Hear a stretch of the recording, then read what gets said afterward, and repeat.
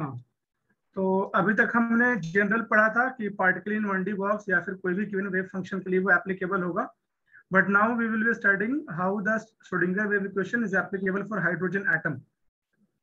तो फिर आप इसी को हेडिंग कर लो, और इसके बाद फिर आप जो हमारा सबसे पहला प्रिंसिपल था कि एग्जैक्टली हमारा क्या था कि जो मेन श्रोडिंगर वेव इक्वेशन है वो तो भाई किसी भी पार्टिकल के लिए एप्लीकेबल होगा, वो हाइड्रोजन एटम हो या फिर कुछ भी हो। तो सबसे पहले वी वुड बी राइटिंग कि भाई Schrodinger wave equation for H atom. तो इसमें क्या हो जाएगा अपना कि जो हमारा मेन इक्वेशन है सबसे पहले हम उसी को लिख लेंगे। तो अपना जो मेन इक्वेशन है H square by 2 mu into delta square, और ये अपना हो जाएगा psi plus B psi is equal to E psi. ये सारे हम बात इलेक्ट्रॉन के लिए कर रहे हैं, ये सारी चीजें हम इलेक्ट्रॉन के लिए बात कर रहे हैं। we can also insert the equation in correspondence to neutron also, या फिर जो न्यूक्लियस है, लेकिन न्यूक्लियस का मास we know that is very very higher as compared to mass of electron. So it can be for all practical purpose it can be considered that nucleus is almost static as compared to electron. तो आप सबसे पहला ये point लिखने के बाद कि भाई इसमें ये क्या है कि psi E electronic wave function and E is basically electron का एनर्जी। और फिर इसमें आप इस चीज को नोट करके लिख लो, note we removed terms corresponding to nucleus because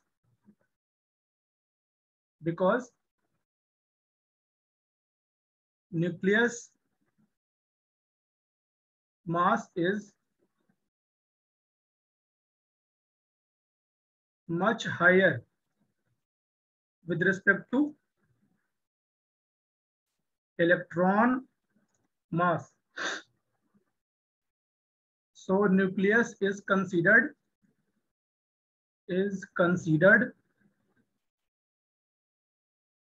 static.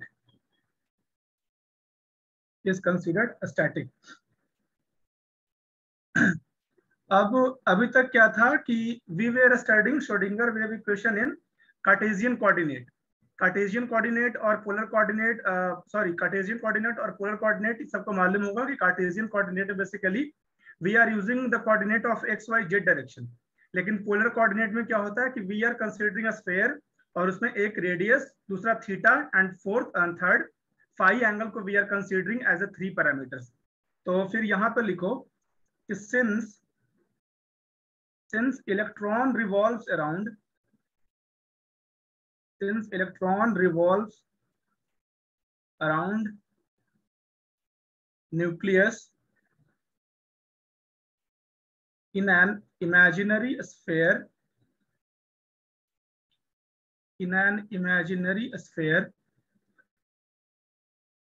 so we use polar form of coordinate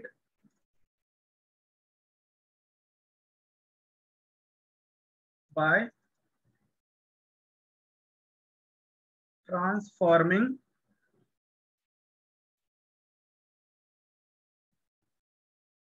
Cartesian coordinate.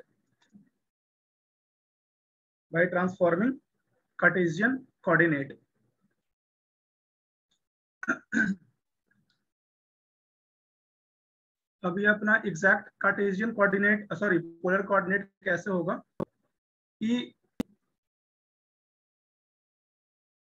Let's say ये अपना कोऑर्डिनेट है अपना एक्स वाई जेड डायरेक्शन में है, इसको अब हम कैसे करेंगे कन्वर्ट पोलर कोऑर्डिनेट में। लेट्स से ये कोई भी इमेजिनरी पॉइंट है और ये वाला जो अपना लेंथ है इसको हमने मान लिया r मान लिया है, और ये अपना z डायरेक्शन है, ये अपना है x है, और ये अपना y है। अगर मैंने इस एंगल को मैंने माना है थीटा माना है, और लेट्स से ये एक्स वाई प्लेन पर कहीं ना कहीं लाई कर रहा होगा, तो ये वाला अपना, और जो ये एंगल ये वाला बना रहा है इसको हमने मान लिया बेसिकली फाई मान लिया है, और इसको आप रख दो ओ, लेट्स से इसको ए रख दिया आपने, ये बी सी डी, ठीक है। तो यहाँ पर, और इसको आप रख दो सी डी ई। तो यहाँ पर सबसे पहले आप जो यहाँ पर इंटरसेप्ट z पे बन रहा है वो आप क्या लिखोगे, या फिर पहले एक लाइन लिख लो, consider consider electron at r vector x y z, consider electron at r vector x y z, ठीक है।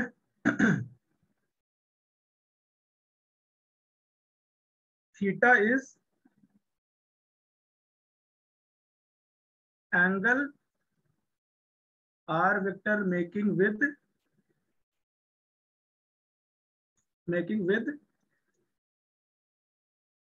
z axis. अब इसका जो रेंज है ना इसको हम रखते हैं 0 से लेकर के पाई तक, 0 से लेकर पाई तक। Then third is phi angle.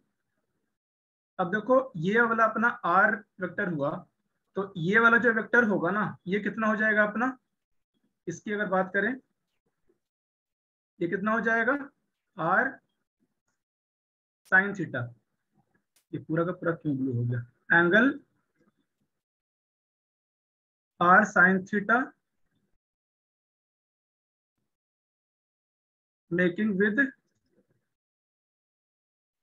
y axis, और इसका अपना जो रेंज रहेगा वो 2 पाई का।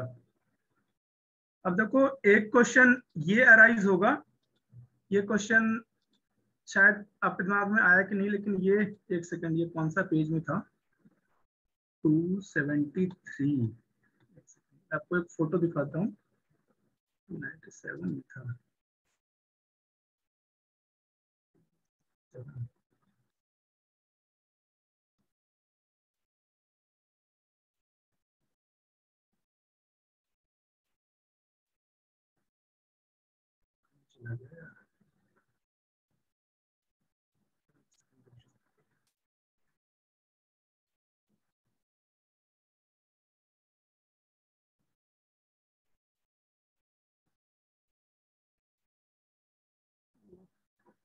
पिछला चैप्टर में तो नहीं था,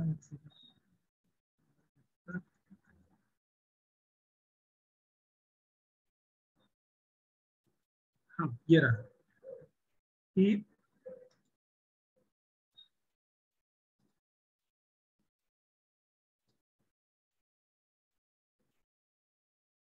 ये देखो, अब क्वेश्चन बेसिकली ये है ना कि हमने यहाँ पर ऐसा क्या है कि ये थीटा है, हमने वो 0 से लेकर के पाई तक लिया, जबकि फाई जो एंगल है वो बिल्कुल फाई टू बिल्कुल 0 से लेकर 2 पाई तक है। वो इस कारण है यहाँ पर क्योंकि आप देखो मुझे पूरा स्फेयर ना पूरा स्फेयर मुझे कवर करना है इन मिनिमम टर्म्स। तो ये पूरा स्फेयर मैं कैसे कवर कर सकता हूँ कि भाई ये अपना ना ये वाला अपना पूरा घूम जाए, सॉरी एक सेकेंड, ये वाला अपना लेट से पूरा घूम जाइए अपना पाई वाला, ठीक है, और ये वाला है ना ये केवल एक डायरेक्शन में घूमे।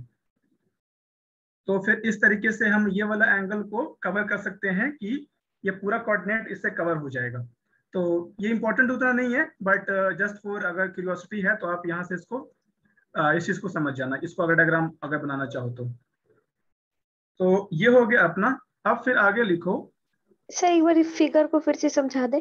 कौन सा? देखो ये जो एटकिंस वाला में है ना, एटकिंस वाला में थीटा को पाई लिखा है और फाई को थीटा लिखा है, तो इसमें जबकि जो नॉर्मल हम लोग यूज करते आए हैं ना उसको हम लोग इसमें एटकिंस में क्या है कि फाई को उन्होंने लिखा है एजिमुथल लिखा है, ठीक है, जबकि हम नॉर्मली थीटा को एजिमुथल लिखा करेंगे, जस्ट बिकॉज कि ये शुरू से मैं भी यूज करते आया हूँ और इसी कारण। ओके। ठीक है, तो ये इसमें कंफ्यूज मत होना, इसमें ये थीटा और फाई वाले में। तो ये अपना हो गया। फिर अब इसके बाद लिखो कि अब एग्जैक्टली लेट्स से कि ओ ई, अगर ओ ई की अगर बात करें तो जेड ये कितना होगा अपना, आर नहीं, r cos theta, sorry, r cos theta. ये सबको समझ में आ रहा है ना? ये आर का अपना प्रोजेक्शन आएगा जेड वाले पर, तो आर कॉस थीटा अपना हो जाएगा। अब मुझे करना है कि भाई ओसी, ओसी जो कि वाई का प्रोजेक्शन कितना आएगा, आर साइन थीटा, तो अपना ये प्रोजेक्शन हो गया और इसको फिर प्रोजेक्ट करेंगे अपना वाई की तरफ, तो ये हो जाएगा अपना आर साइन थीटा और ये हो जाएगा अपना कॉस फाई। अगला चीज क्या है अपना ओ डी, तो ओ डी का हो जाएगा x is equal to r sine theta sine phi. ये अपनी इसकी पूरी कहानी होगी।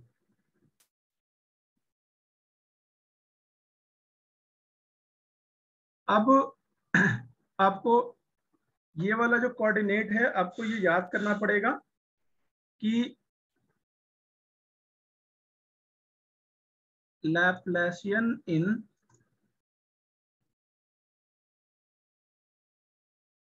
कार्टेशियन, ये तो भाई हमने पढ़ रखा है कि ये बेसिकली होता है del square by del X square, हाँ, del square by del X square del Y square plus del square अपन del Z square. Del Z square.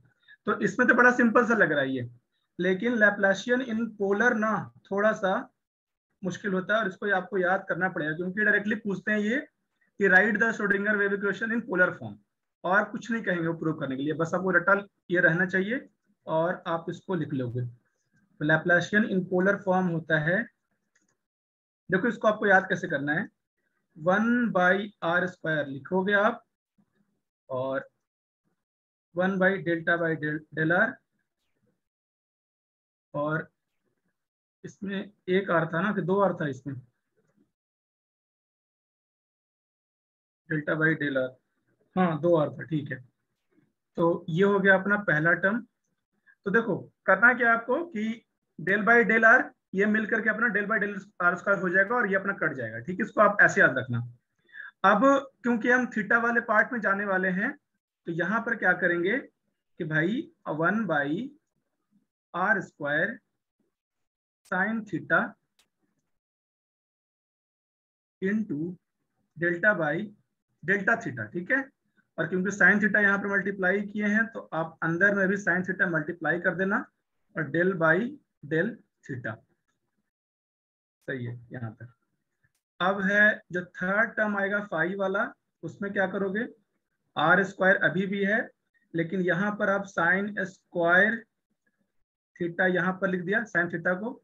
अब यहाँ पर क्या है ना कि डेल फाई स्क्वायर, यहाँ पर ये दोनों साथ में रहने वाला, यहाँ पर कुछ मल्टीप्लाई नहीं किए क्योंकि भाई ये साइन थीटा फाई का फंक्शन नहीं है, थीटा का फंक्शन है। ये कोई लॉजिक नहीं बता रहा हूं मैं, ये बस आपको याद करने का तरीका बता रहा हूँ कैसे आपको डेल वाला ये फॉर्मूला पूरा का पूरा याद होना चाहिए। ठीक है, आगे चले। Yes sir. ठीक है, तो अब लिखो आगे, अब लिखो आगे कि complete wave function of electron, complete wave function of electron can be written as, complete wave function of electron can be written as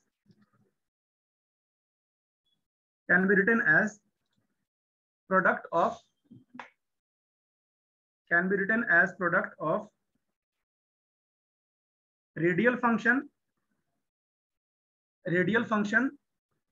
and angular wave function and angular wave function. तो यहाँ पर radial function जो हो जाएगा वो तो basically ये अपना आर वाला हो जाएगा, ठीक है, ये अपना रेडियल वेव फंक्शन हो गया। इसको हम कहेंगे थीटा वाला फंक्शन। क्या हो गया?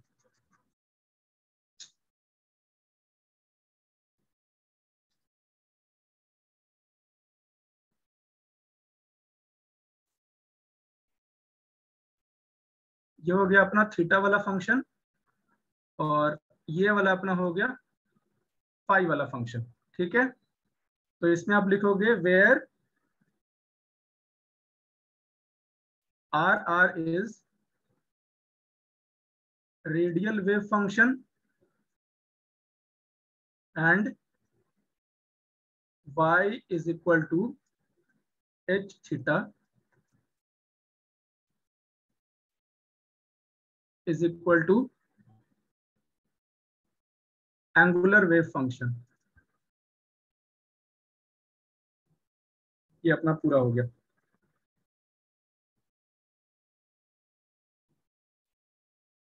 अब now rewriting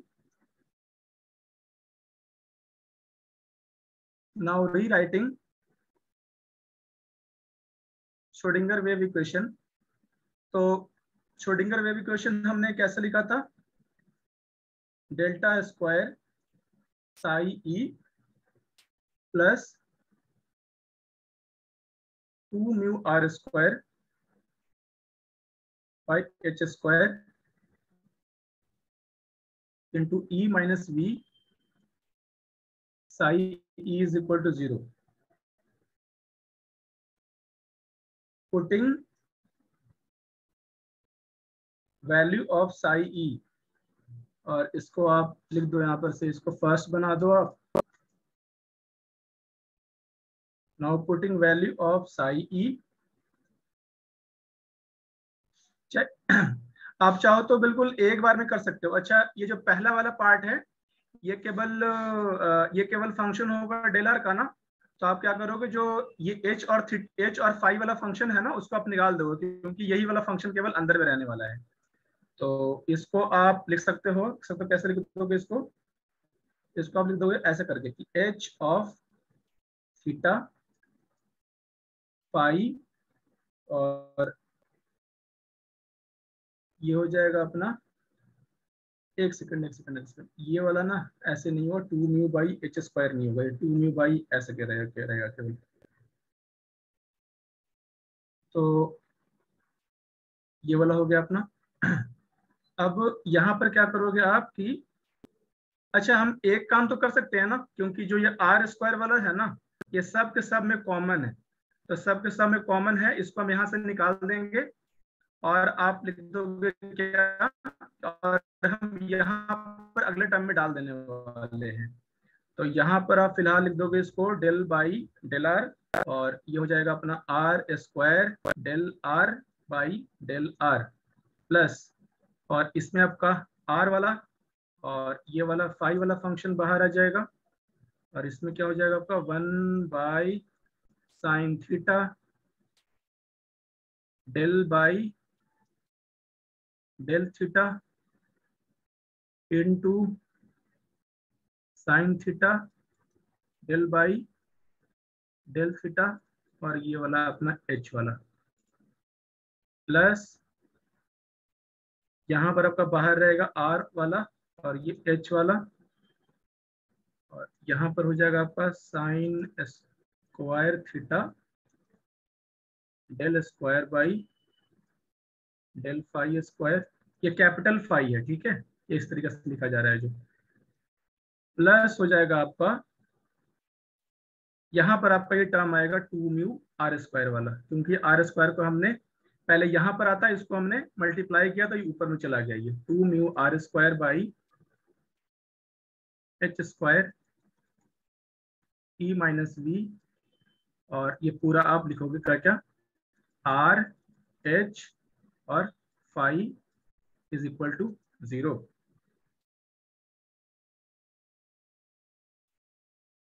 ठीक है, आगे चले ना।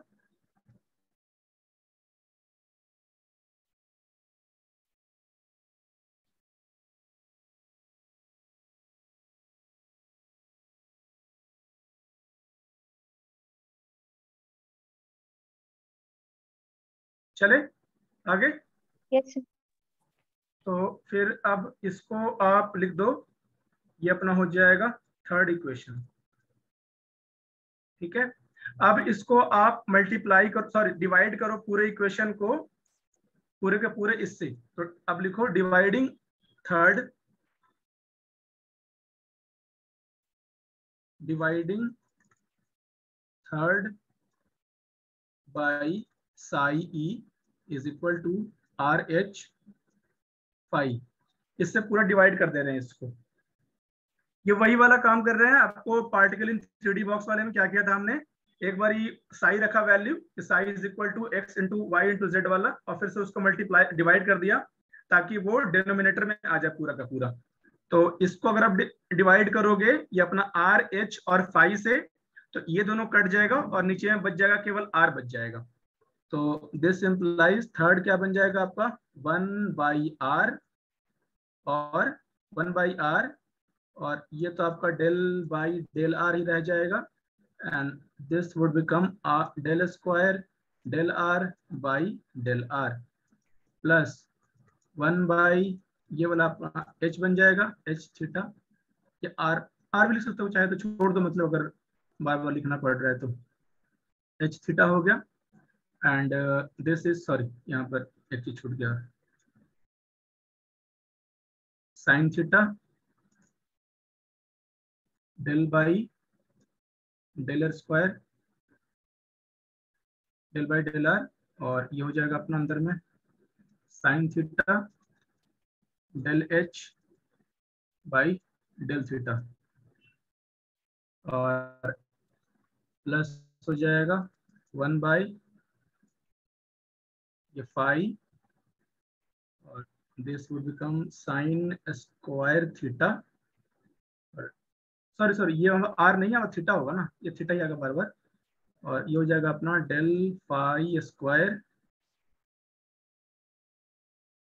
ये, एंड प्लस यहाँ पर क्या हो जाएगा 2 μr square by H square e minus v, और ये वाला पूरा पार्ट तो डिवाइड ही हो गया, तो यहाँ पर हट से हट जाएगा, is equal to 0।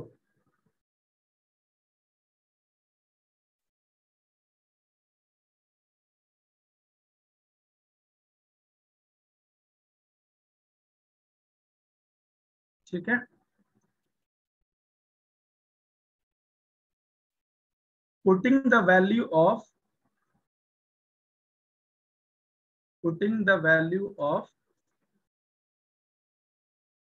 Potential energy, तो V इज इक्वल टू क्या होता है अपना -1/4πε0, और ये हो गया अपना ZE स्क्वायर बाई R। ठीक है, तो अब देखो आप लोग एक काम करो, पूरा लिख के दो वापस से फिर से इसको। देखो ये टर्म सेम सा लिखो, ये टर्म सेम लिखो, थर्ड टर्म भी सेम लिखो, बस फोर्थ टर्म में डिफरेंस अपना आएगा हल्का सा, और वो डिफरेंस क्या आएगा, ये लिखो और अपना थर्ड टर्म लिखो, और फोर्थ टर्म में डिफरेंस बस ये आएगा कि 2 μr square by H cross square, और ये अपना हो जाएगा एनर्जी प्लस, और क्योंकि माइनस माइनस है तो वो प्लस हो जाएगा, and this would become 1/4πε0 ZE square by R is equal to 0। अब देखो इसमें आप यहाँ तक सबका हो गया ना, एक बार यहाँ तक लिख लो पूरा, इसको फिर मैं बताता हूँ आगे।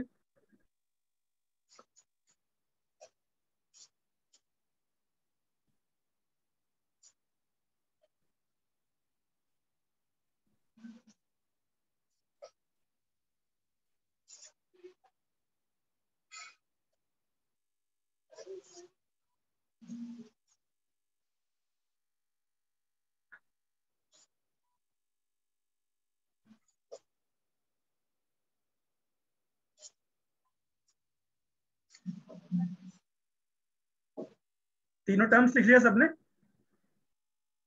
Yes sir. ठीक है। अब आप ये नोटिस करो कि जो आपका फर्स्ट टर्म है ना, फर्स्ट टर्म में क्या इन्वॉल्व है? अपना आर। तो इसमें क्या है? अपना रेडियल पार्ट ये इन्वॉल्व है, ये अपना रेडियल पार्ट इसमें इन्वॉल्व कर रहा है, और इसमें कोई फंक्शन मतलब थीटा और फाई नहीं, मतलब एंगल वाला कोई भी पार्ट नहीं है फर्स्ट टर्म में। सॉरी, हाँ, एंगल वाला कोई फर्स्ट टर्म में पार्ट नहीं है। जबकि सेकंड और थर्ड में जस्ट उल्टा है। सेकंड और थर्ड में क्या है कि रेडियल वाला कोई पार्ट नहीं है और केवल एंगल वाला पार्ट केवल इन्वॉल्व है। सेकंड और थर्ड वाले में बात है। और फोर्थ वाले में फिर से वही कि भाई ये वाला टर्म में फिर से केवल रेडियल पार्ट यहाँ पर इन्वॉल्व है और यहाँ पर कोई एंगल वाला पार्ट यहाँ पर इन्वॉल्व नहीं है। तो अगला स्टेप हमें यही करना है कि separating the radial part and angular part apart. ठीक है, और ये हम क्यों कर रहे हैं? क्योंकि ताकि हम रेडियल पार्ट को अलग अलग सॉल्यूशन निकालेंगे, एंगुलर पार्ट का सॉल्यूशन अलग से निकालेंगे, और जब सबका सॉल्यूशन निकल के आ जाएगा अपना रेडियल पार्ट का अलग से और एंगुलर पार्ट का अलग से, जो total wave function of hydrogen atom होगा वो कैसे होगा? सिंपली मल्टीप्लाई कर देंगे हम रेडियल वाला पार्ट और एंगुलर वाला पार्ट को। इसी कारण हम इसको अलग अलग कर रहे हैं, रेडियल वाले पार्ट और एंगुलर वाले पार्ट को। ठीक है, तो अगला स्टेप फिर यही लिखो कि separating the radial part and angular part, separating the radial part and angular part in LHS and RHS, separating the radial part and angular part, radial and angular part in LHS and RHS।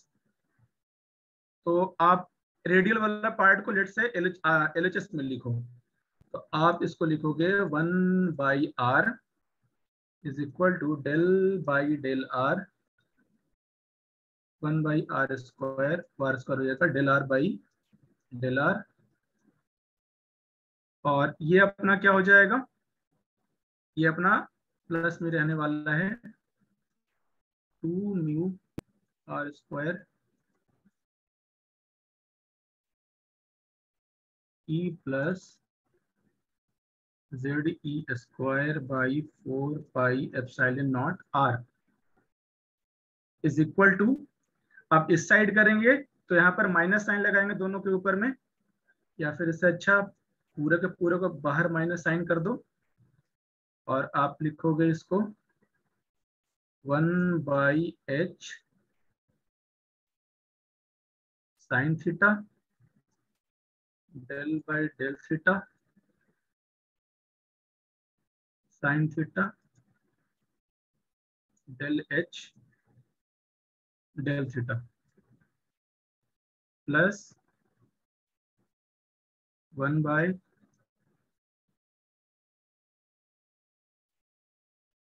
Sign square theta del square by del phi square del phi, और ये हो गया आपका minus, पूरा का पूरा minus मैंने बाहर में लगा दिया है। अब क्योंकि LHS और RHS इक्वल है, इसका मतलब है कि दोनों must be independently equal to some third term, क्योंकि ये तो हम बोल ही सकते हैं ना कि if x is equal to y then it must be equal to some third term. ठीक है, और फिर क्या करेंगे हम? x is equal to z को अलग इक्वेट करेंगे और y is equal to z को अलग इक्वेट करेंगे। तो फिर इसमें आप लिखना सर ये माइनस आपने इसलिए लगाया कि इक्वल टू के इस साइड लेके गए हैं इसलिए? हाँ हाँ, ठीक है ठीक है। तो अब यहां तक हो गया, तो फिर लिखो since LHS and RHS are equal, so it must be equal to some third term, must be equal to some third term. Here third term is, अब ये रिजल्ट भी हमारा श्रोडिंगर से ही आता है, तो ज्यादा इसके बारे में डिटेल में नहीं पढ़ने का है। Here third term is basically L into L plus 1, L into L plus 1।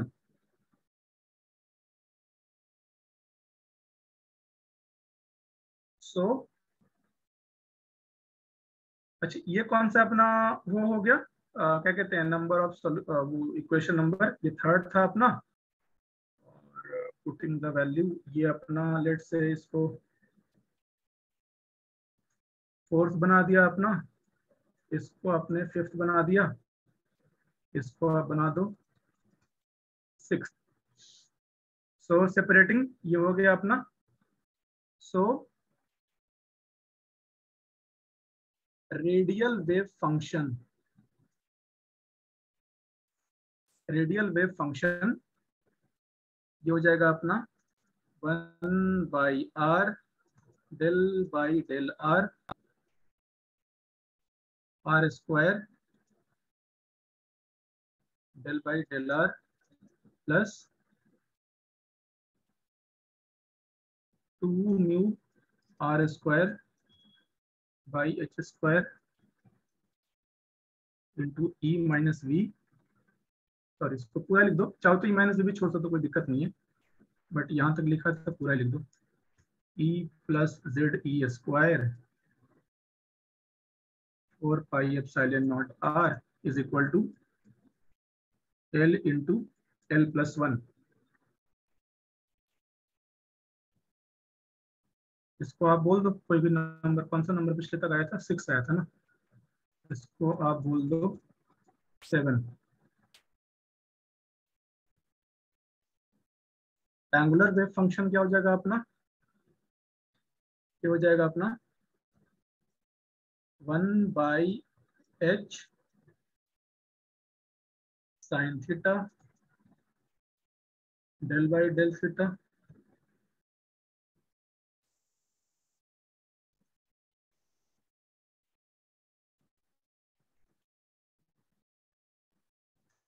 One by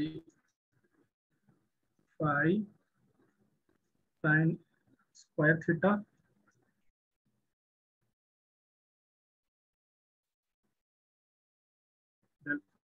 square is equal to, minus को मैं इस साइड ले आ रहा हूँ, माइनस इंटू L प्लस 1। इसको आप मान लो इक्वेशन नंबर 8। तो इस तरीके से ये दोनों अपना सेपरेट हो गया। बहुत सारे यूपीएससी में तो आजकल में ये वाला नहीं आया है कि आप सेपरेट करो इस सारी चीजों को, बट अंडरस्टैंडिंग के लिए ये करना पड़ेगा सारा, और स्टेट पीसीस में पूछ देता है भी कि भाई सेपरेट वगैरह कर दो, तो इस कारण उसको हमने कर लिया। तो नाउ अब हम एंगुलर वेव फंक्शन को एक बार और थोड़ा डिटेल में करना पड़ेगा हमें, ताकि अजीमुथल क्वांटम नंबर और मैग्नेटिक क्वांटम नंबर इसमें हमें दोनों सेपरेट करना पड़ेगा। तो यहाँ पर आप ये लिख लो कि now to separate theta and phi, sorry इस पे ऐसे ही लिखो, not to separate theta and phi, ये सेपरेट थीटा एंड फाई करना है आपको। तो आप क्या करो, multiply 8 by sine square theta, इसको आप मल्टीप्लाई करो साइन स्क्वायर थीटा से, ये क्या बन जाएगा आपका 1/h साइन थीटा आपका एक ऊपर चला जाएगा, बिकॉज एक तो अपना कट ही गया है, और ये अपना हो जाएगा डेल डेल थीटा, और ये अंदर वाला तो भाई आराम से बैठा रहेगा अभी तक, डेल h डेल थीटा, और ये अपना ये वाला अपना साइन स्क्वायर थीटा गायब हो जाएगा, और ये हो गया del square pi by del phi square, और ये मल्टीप्लाई कर दिया हमने इसको -L into L plus 1 sine square theta, ये हो गया। ठीक है, अब यहाँ पर आप एक चीज और नोटिस करो कि भाई मेरा जो फर्स्ट वाला जो टर्म है ना, इसमें ये वाला टर्म में केवल थीटा केवल है, सेकंड वाला टर्म में केवल अपना फाई है, यहाँ पर कोई थीटा बीटा नहीं है, और थर्ड वाला टर्म में फिर से अपना केवल थीटा ही है। तो फिर से क्या करेंगे कि इन दोनों को साथ में ले आएंगे और इसको कर देंगे हम दूसरे साइड में। ठीक है, तो फिर आप लिखो कि separating the theta and phi part, separating the theta and phi part, we get separating the theta and phi part of equation 9, separating theta phi part of equation 9। तो ये क्या हो जाएगा, इसको आप लेफ्ट में रखो, तो ये हो जाएगा आपका 1/h, ऊपर में आपका है sine theta del by del theta,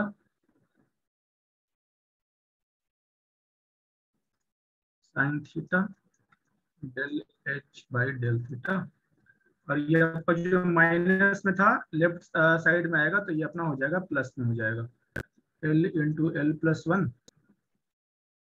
sign square theta is equal to, ये आपका इस साइड जाएगा तो अपना माइनस में हो जाएगा, ये minus of 1/फाई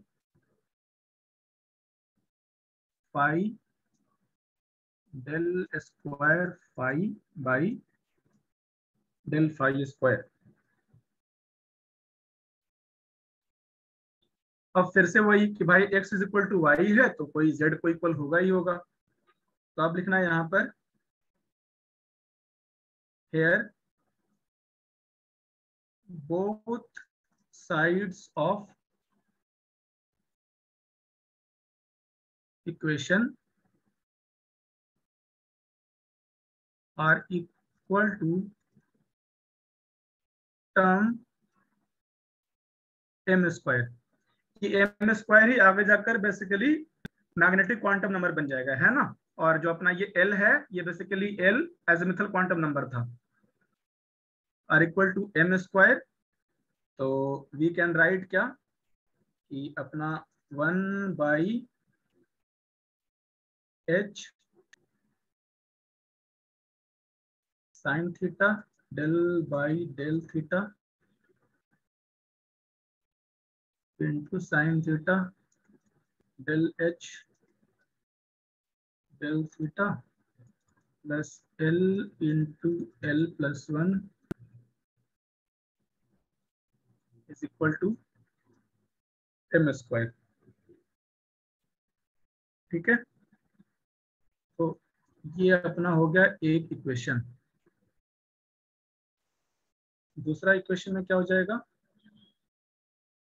1/फाई del square phi del phi square is equal to minus m square, minus side मैंने इस साइड कर दिया। दिस सेट ऑफ इक्वेशन मतलब इन दोनों को टुगेदर कहते हैं स्फेरिकल हार्मोनिक्स। दिस इक्वेशन या these obviously this equation set is called spherical harmonics। Spherical क्यों कह रहे हैं, ये एंगुलर वाला पार्ट है, जबकि आर वाला पार्ट है वो तो रेडियल पार्ट है।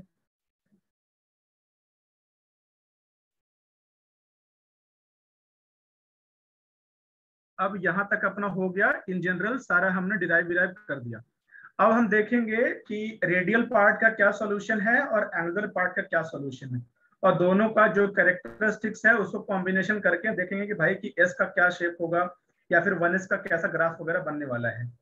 तो अब लिखो कि solution of radial wave function, solution of radial wave function, solution of radial wave function.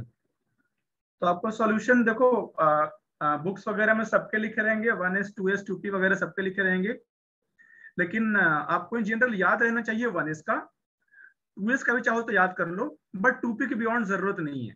ठीक है, तो आप इन जनरल क्या करो, क्योंकि देखो इस बार जो क्वेश्चन आया था ना, अगर आपको 1s का याद नहीं है तो क्वेश्चन आपको सॉल्व करना मुश्किल है। इस कारण आई रिकमेंड कि भाई आपको 1s तो एटलीस्ट याद होना ही चाहिए। 2s का अगर वो पूछ दिया तो दे देगा, बट इन केस नहीं दिया तो उस केस के लिए हम क्या करेंगे, 2s और 2p को याद रखेंगे, बट इसके बियॉन्ड जरूरत नहीं है कि 3s याद रखें, इसका जरूरत नहीं है हमें। तो इस कारण आप बस केवल 1s 2s और 2p का याद रखो। तो इसका मैं वो डाल दे रहा हूँ यहीं पे, आप इसको देख करके लिख लो कहाँ गया।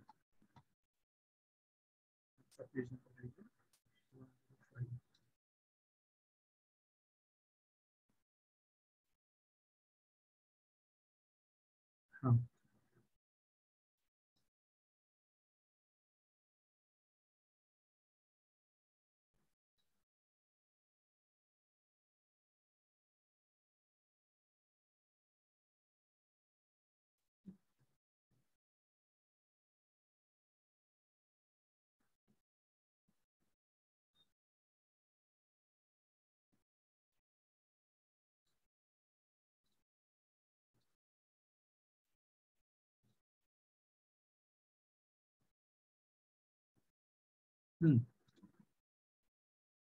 तो इस पार्ट को फटाफट लिखो अभी, और इस पार्ट को क्योंकि अभी यूज आने वाला है इस कारण अभी लिखना पड़ेगा कॉपी में। तो बेसिकली फर्स्ट 3 सॉल्यूशन ना आपको याद रहना चाहिए ऑफ रेडियल वेव फंक्शन। ये सारे हाइड्रोजन एटम के लिए, हाइड्रोजन या फिर हाइड्रोजन लाइक एटम की बात कर रहे हैं यहाँ पर। तो जो अपना ये 1s है, 1s के लिए ये वाला हो जाता है अपना प्रिंसिपल क्वांटम नंबर। और L तो सबको मालूम है ना कि जब L इज इक्वल टू 0 होता है तो उसको कौन सा ऑर्बिटल कहते हैं, s orbital. L is equal to 1 रहेगा तो इसको कहते हैं अपना p orbital. L is equal to 2 रहेगा तो इसको कह देंगे अपना d orbital. L is equal to 3 रहेगा, इसको कह देंगे अपना f ऑर्बिटल। और उसके बियॉन्ड जरूरत नहीं। L इज इक्वल टू 4 पे g वगैरह कहते हैं, बट उसका जरूरत नहीं है। तो इसको आप चाहो तो बॉक्स में लिख लो अगर नहीं मालूम है तो यहाँ पर क्या है कि रेडियल वेव फंक्शन का ये वाला अपना हुआ, रेडियल वेव फंक्शन का ये पार्ट 2s का अपना ये वाला है, ये वाला बेसिकली 2 है, ठीक है 2।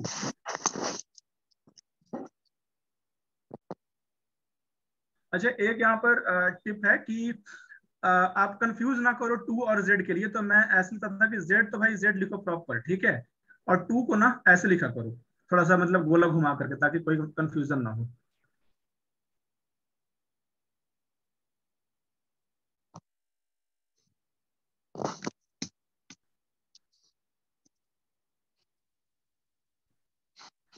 अब देखो इसमें याद करने का तरीका ऐसा है कि आप अगर इन केस भूल जाओगे, क्योंकि ये तो होना ही है, आपको उसको भूल जाओगे, बहुत बार इसको भूलोगे, लेकिन थोड़ा सा आप उसको याद करने का तरीका ऐसे करो कि आप सबसे पहले आप ये तो याद कर लो, ठीक है भाई, इसको मुझे याद करना ही करना पड़ेगा।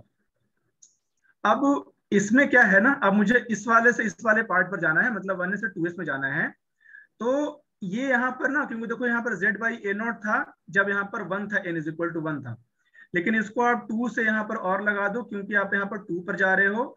तो जब आपने यहाँ पर z बाई 2a नॉट करा है तो भाई आप यहाँ पर भी कर दो ना, क्योंकि यहाँ पर आपका था minus Z are by A naught, तो यहाँ पर आप कर दोगे minus Z are by 2a naught. आपको दोनों जगह 2 2 करना पड़ेगा, क्योंकि भाई n इज इक्वल टू 2 वाली बात चल रही है। यहाँ पर देखो क्या हुआ,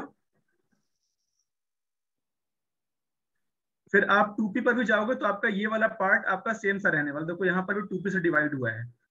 अब जो ये वाला जो पार्ट है ना, ये वाला पार्ट को आपको काइंड ऑफ याद करना पड़ेगा कि भाई यहाँ पर नोड बनता है यहाँ पर ये। तो इस चीज को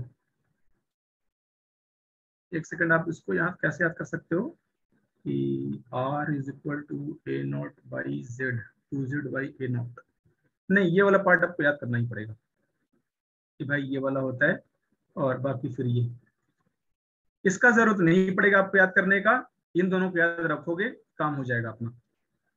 ये अगर पूछ देगा ना तो फिर मोस्ट लाइकली वो दे देगा आपको इक्वेशन। आगे चलें, इसमें हो गया, सबने लिख लिया ना? Yes sir. ठीक है, अब लिखो 1s ऑर्बिटल। तो अब क्या करने वाले हैं कि अलग अलग ऑर्बिटल्स को, मतलब 1s 2s 2p 3s, ये सब का कि भाई ग्राफ वगैरह कैसे बनने वाला है, ये सारी चीजें हमें यहाँ पर अब देखनी है। तो अब लिखो कि ऑर्बिटल 1s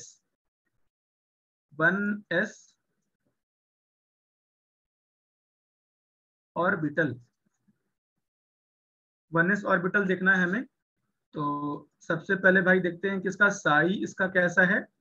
तो साई 1s अभी भी मैंने पढ़ा, क्या पढ़ा था कि भाई 2 इंटू जेड ए नॉट 3/2 और exponential minus Z are by A naught. तो यहाँ पर सबसे पहला ग्राफ हमें प्लॉट करना पड़ेगा। सर ये केवल रेडियल फंक्शन है, ठीक है, तो इसको आप ऐसे लिखो r1s, ये पूरा नहीं है। तो अगर मुझे इसको ऐसे प्लॉट करना पड़ेगा और इस वाले साइड में अपना r है, तो इसका नेचर क्या होगा? देखो इसको हम लोग ऐसे लिख सकते हैं ना कि k1 constant into exponential minus ये हो जाएगा अपना k2 कांस्टेंट और अपना r, ठीक है। अब हमको मालूम है कि भाई y is equal to e to the power minus x type अपना ग्राफ है, ठीक है, ये मतलब k to the power minus x graph होगा। तो जब x इज इक्वल टू 0 रहने वाला है तब वो कहाँ रहेगा? बिल्कुल इन्फिनिटी पर रहेगा। और जैसे जैसे अपना ये इंक्रीज होगा ये कुछ ऐसे हो जाएगा ये वाला, ठीक है। तो ये अपना ग्राफ हो गया r1s का। किसी को कोई दिक्कत इसमें नहीं ना? No sir. तो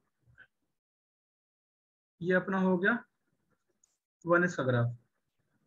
बट ये हमने पहले ही पढ़ा है कि भाई सिंपल वेव फंक्शन का ना ज्यादा यूजेस नहीं होता है, सिंपल वेव फंक्शन का। और जब हम मेरे पास स्क्वायर में वेव फंक्शन है ना, तब हम उसको यूज कर सकते हैं कि भाई प्रोबेबिलिटी वगैरह फाइंड आउट करने के लिए कि इलेक्ट्रॉन कहाँ पर ज्यादा मैक्सिमम पॉसिबिलिटी है। तो आप इस चीज को लिख लो कि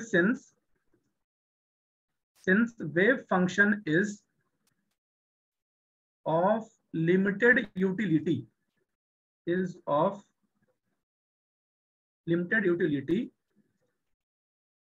so we define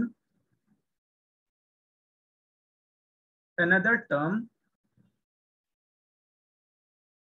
called radial distribution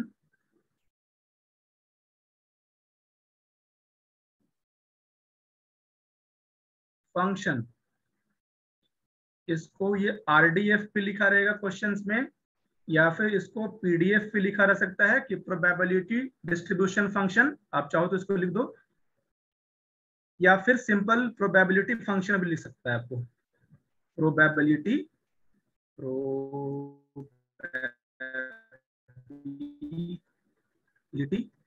function कुछ भी लिख सकता है। इस कारण मैंने तीनों नाम करवा दिया, RDF, PDF या फिर प्रोबेबिलिटी फंक्शन। अब ये क्या कहता है ना कि भाई एक स्फीयर लो, कोई भी एक अपना r डिस्टेंस पर, लेट से ये अपना r डिस्टेंस पर है, ठीक है। एक सेकेंड,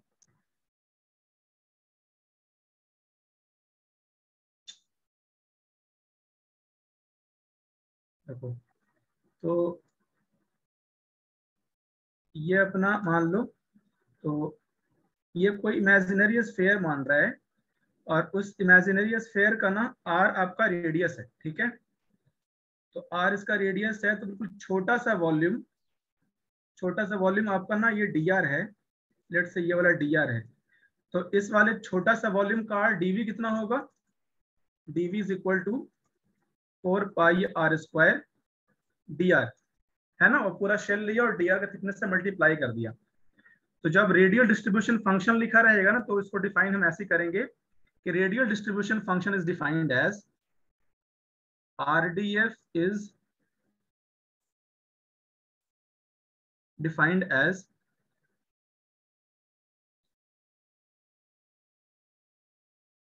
इसको आप चाहो तो प्रोबेबिलिटी लिख सकते हो, बिकॉज प्रोबेबिलिटी डेंसिटी फंक्शन में आप इसको लिखते ही लिखते हो। तो P1S is equal to 4 pi r square into r square. Basically r square उतने दूरी पर उस छोटे से एरिया वॉल्यूम में कितना उसका लोकेशन है। तो ये हो गया आपका 4 pi r square.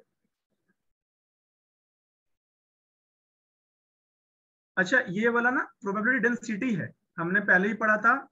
Probability density और प्रोबेबिलिटी में क्या फर्क है? अगर हम प्रोबेबिलिटी डेंसिटी में इंक्लूड कर देंगे डी टाउ तो वो मुझे मिल जाएगा प्रोबेबिलिटी। ठीक है, बस यही डिफरेंस था। तो ये वाला चीज हमने पहले कर रखा है। तो P1S, दिस इंप्लाइज P1S को हम कैसे लिख सकते हैं? 4 पाई आर स्क्वायर, और आर का स्क्वायर लिखो आप तो क्या हो जाएगा? आर का स्क्वायर लिखोगे तो ये हो जाएगा 4 हो जाएगा z बाई ए नॉट का केवल 3 बच जाएगा, बिकॉज ये तो भाई 1/2 वाला स्क्वायर होकर उड़ जाएगा वो। एंड एक्सपोनेंशियल में हो जाएगा आपका -2 Z are by A naught. ये हो गया।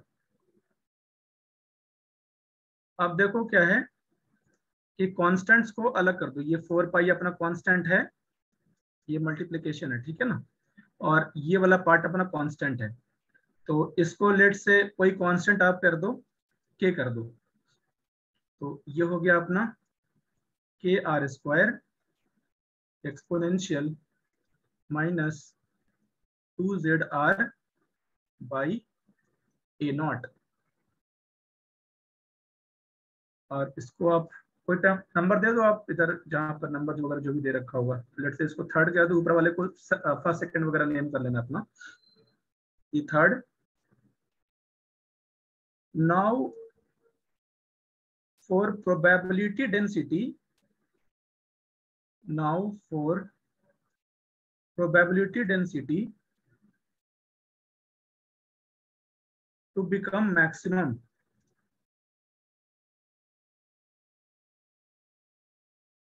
dp1s by dr is equal to 0 at that point r। ठीक है, तो अब हम इसको डिफरेंशिएट करेंगे। तो dp1s by dr is equal to, K को तो भाई आप बाहर ही कर दो, तो उसमें भलाई है। इसको के को आपने बाहर कर दिया। सबसे पहले आप आर स्क्वायर को रहने दो, सबसे पहले आप इसको डिफरेंशिएट करो। तो ये अपना हो जाएगा minus of 2z by A not into exponential -2zr by A not. ठीक है ना यहाँ तक? प्लस अब आप ये वाला पार्ट को छोड़ दो, दूसरे वाले पार्ट को डिफरेंशिएट करो। तो दूसरे वाले पार्ट को डिफरेंशिएट किया तो वो हमारा 2r आ गया। इसको डिफरेंशिएट किया तो, और इसको हमने छोड़ दिया एज इट इज। तो ये वाला हो गया exponential -2zr by A naught is equal to 0। अब हम क्या करेंगे, इस वाले पार्ट को सेपरेट कर लेंगे, अलग कर लेंगे इस वाले पार्ट को, क्योंकि ये अपना कॉमन है।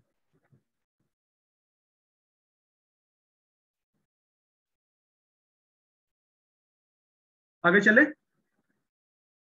एक सेकंड सर।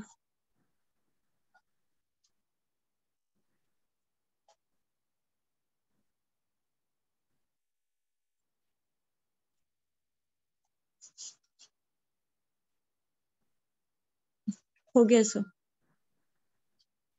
तो इसको अगर फोर्थ कर दो तो this implies dp1s by dr, ये क्या हो जाएगा आपका? के तो भाई के है ही बाहर में, और फिर क्या है कि ये वाला पार्ट को अपने साथ में छोड़ दिया, तो ये अपना हो जाएगा minus of 2z r square a0, और ये हो गया प्लस 2r, और इनटू क्या हो जाएगा, ये अपना सबसे बाहर में कर दिया आपने एक्सपोनेंशियल को, एक्सपोनेंशियल ऑफ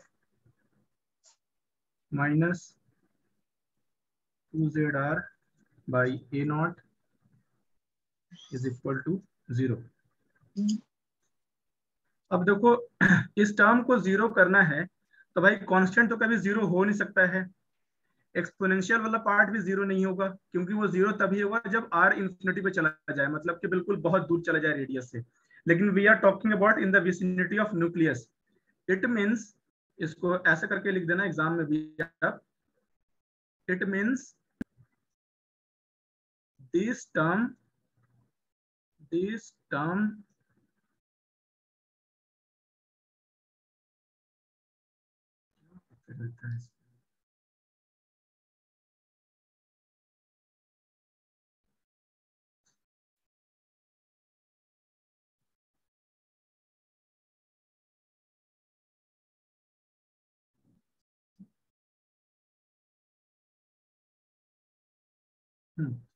तो इसका मतलब ये होगा this term must become zero. अगर ये टर्म जीरो बनता है, मतलब कि ये हो गया -2z r² by a0 plus 2r is equal to 0।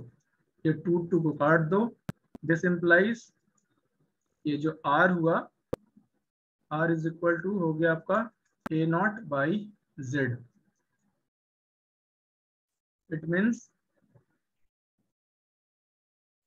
probability of finding maximum electron in 1s orbital is that r is equal to a0 by z। और यहाँ पर आपका ग्राफ कैसे बना देंगे, ये आपका इधर में लिखोगे आप प्रोबेबिलिटी डेंसिटी फंक्शन और 4 pi r square, capital R square. देखो जब यहाँ पर r इज इक्वल टू 0 था ना, तो ये अपना टर्म 0 ही होगा, बिकॉज ये r 0 पर होगा, r इज इक्वल टू 0 पर 0 होगा, और कुछ आगे जाकर कहीं पर मैक्सिमम हो जाएगा, और बिल्कुल जब r इंफिनिटी पर जाएगा तो फिर से ये अपना 0 हो जाएगा। और ये यहाँ पर जो मैक्सिमा है ना, ये बेसिकली है अपना a0 बाई z। अब आपको बोर से याद होगा ना, बोर से 1s का ऑर्बिटल कितना आया था, as per bore radius of 1s orbital क्या था आपको याद है ना, a0 into n square by z। n is equal to 1 रखा तो a0 बाई z आ गया। तो बोर ने क्या बोला था ना कि भाई इलेक्ट्रॉन केवल a0 बाई z के रेडियस पर ही घूम रहेगा पूरा का पूरा, लेकिन और वो बिल्कुल डिटरमिनिस्टिक थ्योरी था कि ये बिल्कुल डिटरमाइंड है। तो how Schrodinger wave equation and Bohr is different, that Schrodinger wave equation is saying कि भाई there is maximum chance of electron being located at a0 by z। ऐसा नहीं है कि पूरा का पूरा चांस है। तो Schrodinger wave equation is more of a probabilistic theory, while bore is more of a deterministic theory. तो इस लाइन को भी आप लिख सकते हो। तो यहां तक आपने लिख लिया, तो फिर इस लाइन को लिखवाता हूं मैं।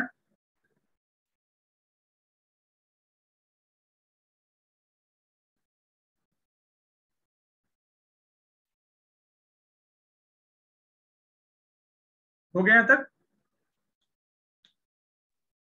Yes sir. तो फिर इसमें लिखो कि bore predicted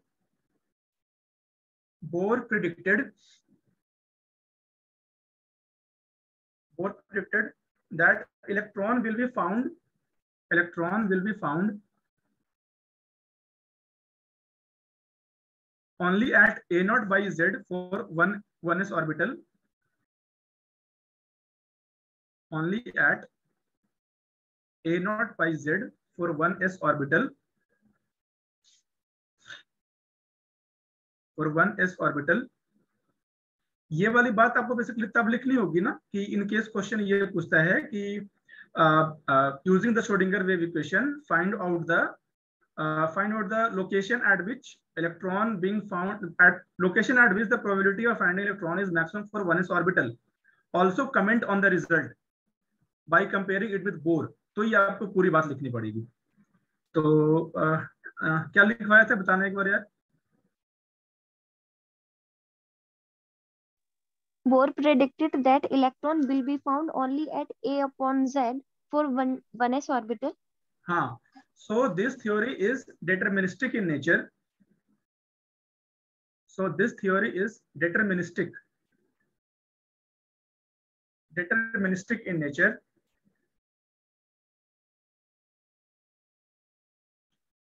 So this theory is deterministic in nature. While as per SWE, Schrodinger wave equation, while as per SWE,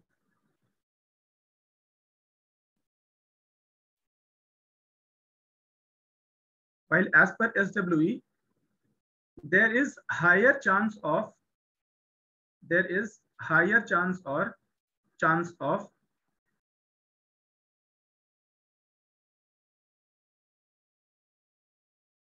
electron being found out at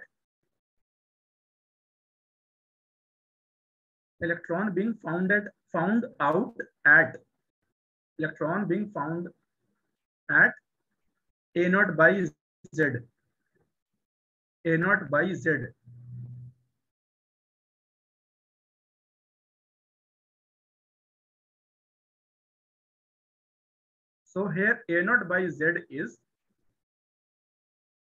here a naught by z is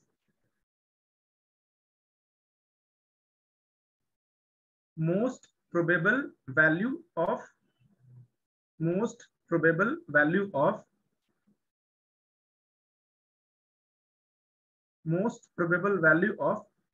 1s radius.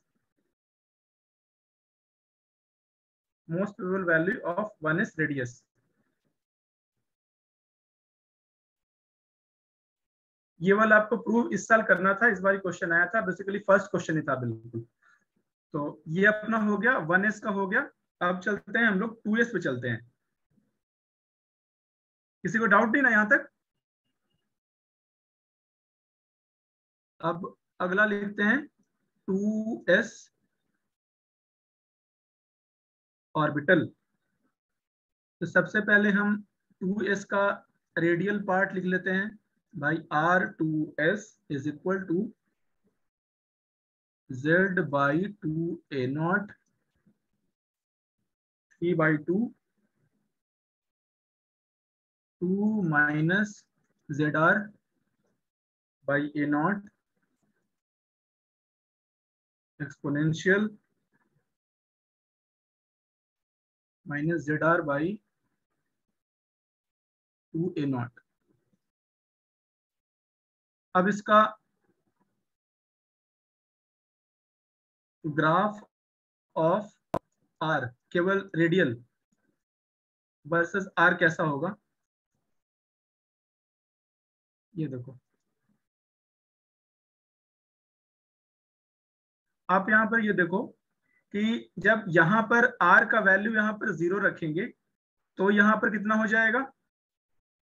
r का value जब यहां पर 0 रखेंगे तब कहां से start करेगा graph. ये r का वैल्यू आपने 0 रखा तो क्या हो जाएगा ना, ये वाला अपना 0 हो गया और ये वाला भी अपना 0 हो गया. तो बेसिकली कोई एक कांस्टेंट टर्म रहेगा, ये यहां से बेसिकली स्टार्ट होगा. ये यहां से ऐसे करके घटना स्टार्ट हुआ. लेकिन ये वाला देखो कि इन तीनों टर्म में कौन सा टर्म कोई 0 होने वाला पॉसिबिलिटी है क्या. पिछले वाले टर्म में कहां गया ये अपना, पिछले वाले टर्म में इन तीनों टर्म में किसी का 0 होने का पॉसिबिलिटी नहीं था. केवल इसका पॉसिबिलिटी होता 0 होने का जब बिल्कुल r इनफिनिट पे चला जाता. लेकिन यहां पर ये वाला टर्म का ना 0 होने का पॉसिबिलिटी है. तो this term become zero at, zero कब हो जाएगा ये, तो 2 minus Z are by A naught is equal to zero रखा आपने, तो ये बेसिकली हो जाएगा r is equal to 2a0 by Z पे। तो यहाँ पर से क्या हो जाएगा, ये अपना जो ग्राफ है ना जीरो हो जाएगा, और फिर ऐसे ही अपना जा करके, और जब r इन्फिनिटी रहेगा तो वापस से फिर ये अपना जीरो हो जाएगा, ये इस तरीके से। ये अपना r versus capital R versus small r का ये ग्राफ हो गया।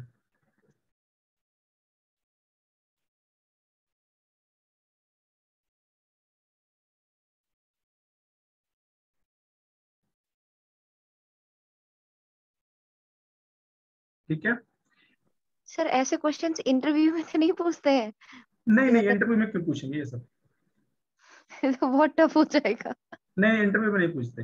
इंटरव्यू में पूछेंगे वो डिटॉल का फॉर्मूला क्या होता है, और फिर जब नहीं बताओगे ना फिर कहोगे, फिर वो कहेंगे अरे यार क्या केमिस्ट्री ऑप्शनल पढ़ते हो यार, तुम्हें डिटॉल का फॉर्मूला भी नहीं मालूम। फिर आपको भी लगेगा कुछ देर के लिए यार कि मतलब गया इंटरव्यू, छोड़ो अब मतलब चले जाते हैं उठ करके यहीं पर से। फिर वो पूछेंगे पीएच का डेफिनेशन बताओ, आप कुछ भी बताओगे वो कहेंगे यार क्या मतलब ऐसे इतना घुमा कर क्यों बता रहे हो, थोड़ा आसान से बताओ ना। सर आप मतलब सच में आपको कॉमेडी में ट्राई करना चाहिए था।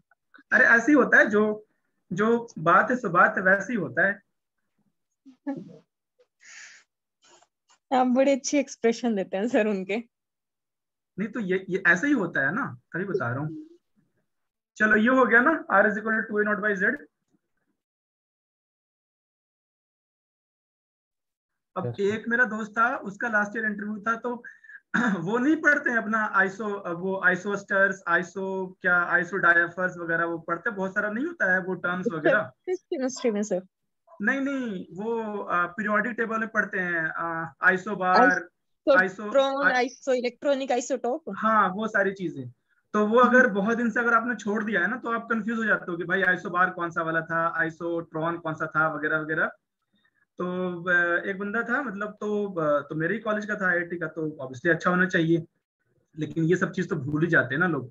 तो फिर और उससे यही पूछ दिया कि बताओ आइसोबार और ये आइसोट्रॉन वगैरह क्या डिफिनेशन है, तो वो नहीं बता पाया, बोल दिया सर मुझे नहीं मालूम। तो फिर बोल रहे थे कि यार ऑप्शनल केमिस्ट्री है और आइसोबार भी नहीं आता, ये तो वही बात होगी कि मतलब एबीसीडी नहीं आता फिर तो केमिस्ट्री का। लेकिन ठीक है वो सब चलते रहता है। वैसे भी इंटरव्यू में ना नॉलेज का ज्यादा टेस्ट नहीं होता है, आप रिएक्शन कैसे कर रहे हो ना पर्टिकुलर क्वेश्चन पर, तो ये होता है। जैसे बहुत बार लोगों की टेंडेंसी ये भी होती है कि नहीं मालूम होता है फिर भी लगता है ना कि नहीं नहीं मतलब यहाँ पर तो रिप्लाई करना बनता है, यहाँ पर कि अगर यहाँ पर कुछ नहीं बोलूंगा मतलब फिर नेगेटिव हो जाएगा। बट गलत बोलना is much more negative than कुछ नहीं बोलने से। तो इससे अच्छा कि नहीं आता तो मान लो फिर नहीं आता। ठीक है, अगर 10 क्वेश्चन तो पूछे 10 में से 10 भी नहीं आ रहे तो कैसे खराब इम्पैक्ट पड़ेगा? नहीं खराब इम्पैक्ट नहीं पड़ता, जैसे मैंने बताया ना कि नॉलेज का टेस्ट नहीं होता वहां पर, आप उसके तरफ रिएक्ट कैसे कर रहे हो ना। लेकिन मेनली अगर ऐसा भी वो नहीं पूछेंगे कि बिल्कुल सबका सब आपको नहीं आता। अब आपसे देखो जैसे मेरे साथ क्या हुआ था कि उन्होंने पूछा डिटॉल का फॉर्मूला क्या है, उस टाइम कोविड वगैरह चल रहा था, बहुत ही पीक पर कोविड था। तो मैंने बताया कि सर ये फॉर्मूला नहीं मुझे मालूम। तो फिर उसके बाद फिर वो अपने आप ही नॉर्मल आ जाएंगे कि अच्छा ठीक है मतलब यहाँ पर इसको नहीं आ रहा है तो कुछ और ऐसा पूछते हैं। जैसे देखो पॉइंट ये है ना कि उनका मेन ऑब्जेक्टिव है टू असेस योर पर्सनैलिटी, तो he can not assess your personality by asking those question which do not know. ये बात सही बात है, आप कैसे रिएक्ट कर रहे हो पर्टिकुलर क्वेश्चन पर। अब आप हर एक में बोलोगे आई डोंट नो, तो फिर उनको मालूम ही नहीं चल पाएगा ना कि इनकी पर्सनैलिटी क्या है। तो वो क्वेश्चन ये वाला पूछेंगे जो आपको आता हो, और अब जो आपको आता हो उस वाले बात पर आप नहीं बोल सकते कि आई डोंट नो, क्योंकि उनको मालूम है कि भाई आपको आता है। Yes yes. तो क्वेश्चंस अगर कोई आ भी रहा है लेकिन आपको एकदम एग्जैक्ट नहीं आ रहा है तो आप उसको इलेबोरेट करके वैसे बता दो तो चलेगा कि मतलब बहुत नहीं, एग्जैक्ट तो या आप नो। स्टार्ट में परमिशन मांग लेते हो कि I do not have clear idea about this topic, तो can I make some kind of logical guessing, या फिर आप स्टार्ट में परमिशन ले लो। लेकिन मेरे हिसाब से इंस्टेड ऑफ परमिशन अगर आप अगर सीधे बोलने लगते हो ना तो वो थोड़ा नेगेटिव इफेक्ट पड़ता है। Okay yes thank you sir. तो ये आपका हो गया r is equal to 2a0 by Z. तो देखो ये वाला जो पार्ट है, ये जो ग्राफ बनाने वाला पार्ट है, इसका एक थोड़ा इसमें आप एक हिंट ले सकते हो बनाने के लिए। हिंट क्या होता है कि आप आगे जा करके ना पढ़ोगे, नोट्स का फॉर्मूला पढ़ोगे, कि रेडियल नोट्स का कॉन्सेप्ट पढ़ोगे आप। तो रेडियल नोट्स का कितना होता है नंबर, स्पेशल लिख दो, n-1। NR, वो तो टोटल नोट्स हो जाता है ना, यस, n अच्छा माइनस l माइनस 1। यस, ठीक है, तो यहाँ पर अगर अपना 2s की बात चल रही है तो यहाँ पर टोटल नंबर ऑफ नोट्स कितना हो जाएगा, 2 माइनस l, यहाँ पर 0 हो गया, 2 माइनस 0 माइनस 1, और ये यहाँ पर 1 हो गया। और नोट्स का भाई मतलब ही वही होता है जहां पर आपका r का वैल्यू 0 आ जाए। ये देखो r का वैल्यू यहाँ पर आपका 0 आ चुका है, और यही वाला आपका यहाँ पर नोट्स है। तो आप यहाँ पर एक नोट बनाओगे और अपना साइन, अपना वेव फंक्शन का साइन अपना चेंज हो जाएगा। ठीक है, तो ये वाली बात से इस तरीके से आप थोड़ा सा हिंट ले सकते हो ग्राफ वगैरह बनाने के लिए। तो ये 2s ऑर्बिटल का अपना r का ग्राफ हो गया। नाउ RDF ऑफ 2s मतलब कि radial distribution function of 2f, radial distribution function of 2s। तो ये आपका हो जाएगा, तो इसी को हम बोलते हैं प्रोबेबिलिटी फंक्शन ही बोलते हैं, प्रोबेबिलिटी डिस्ट्रीब्यूशन फंक्शन। तो P2s is equal to 4 pi r square, और ये हो जाएगा आपका R2s का होल स्क्वायर। तो मुझे इसकी फिर से स्क्वायर लिखनी है, तो थोड़ा सा काम आसान कर लेते हैं। ये जो आप बता रहे हैं probability distribution function of 2s, इसका मतलब है कि 2s में इलेक्ट्रॉन के पाए जाने की पॉसिबिलिटी, प्रोबेबिलिटी कितनी है? हाँ, उसकी फाइंड आउट कर रहे हैं हम लोग। ओके, ऐसे फंक्शन का मीनिंग क्या होता है भाई, फंक्शन ना कुछ ऐसा होता है अपना, फंक्शन कुछ ऐसे ऐसे होता है अपना फंक्शन। अब मैंने ये फंक्शन फाइंड आउट कर लिया, जो ये वाला जो ग्राफ है ना, ये बेसिकली अपनी पीडीएफ है, प्रोबेबिलिटी डिस्ट्रीब्यूशन फंक्शन। अब इसको हम करेंगे डी बाई डी आर करेंगे, ताकि भाई मालूम चल जाए कि स्लोप कहां पर 0 है, मैक्सिमम कहां पर 0, यहाँ मैक्सिमम है, यहाँ मैक्सिमम है। तो इसको हम D by D R is equal to 0 करके हम फिर उसको स्लोप मालूम करेंगे। ठीक है, कहां पर मैक्सिमम है, कहां पर मैक्सिमम है प्रोबेबिलिटी मिलने की इलेक्ट्रॉन्स की। ठीक है, यस, तो ये अपनी होगी 4 पाई आर स्क्वायर। अब क्या करो, तो ये अपना हो जाएगा 4 पाई आर स्क्वायर, और इस वाले पूरे पार्ट को अपना स्क्वायर करो वापस से फिर से, तो z बाई 2a0, और ये अपना हो जाएगा 3, क्योंकि ये 2 बाई जो 1/2 वाला पार्ट है ना, उसको स्क्वायर किया हमने तो वो अपना उड़ गया। और फिर इसमें 2 माइनस ZR बाई a0 का स्क्वायर किया,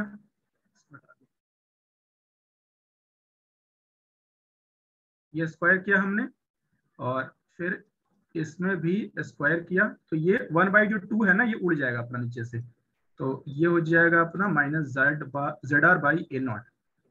ठीक है यहाँ तक। अब इसमें देखो ये वाला टर्म अपना कांस्टेंट है, तो इसको भाई आप आराम से रख दो, इसको k, और इसको कर दो r square 2 minus ZR by a0 square exponential minus ZR by a0। ये हो गया, तो इसको कुछ भी रख दो, नंबर रख देना अपने हिसाब से। 4 P2s to become maximum D2s by dr is equal to 0। आपको इसको 0 करना है। जब आप ये वाला 0 करोगे तो आपका बेसिकली जो सॉल्यूशंस जो आ जाएगा ना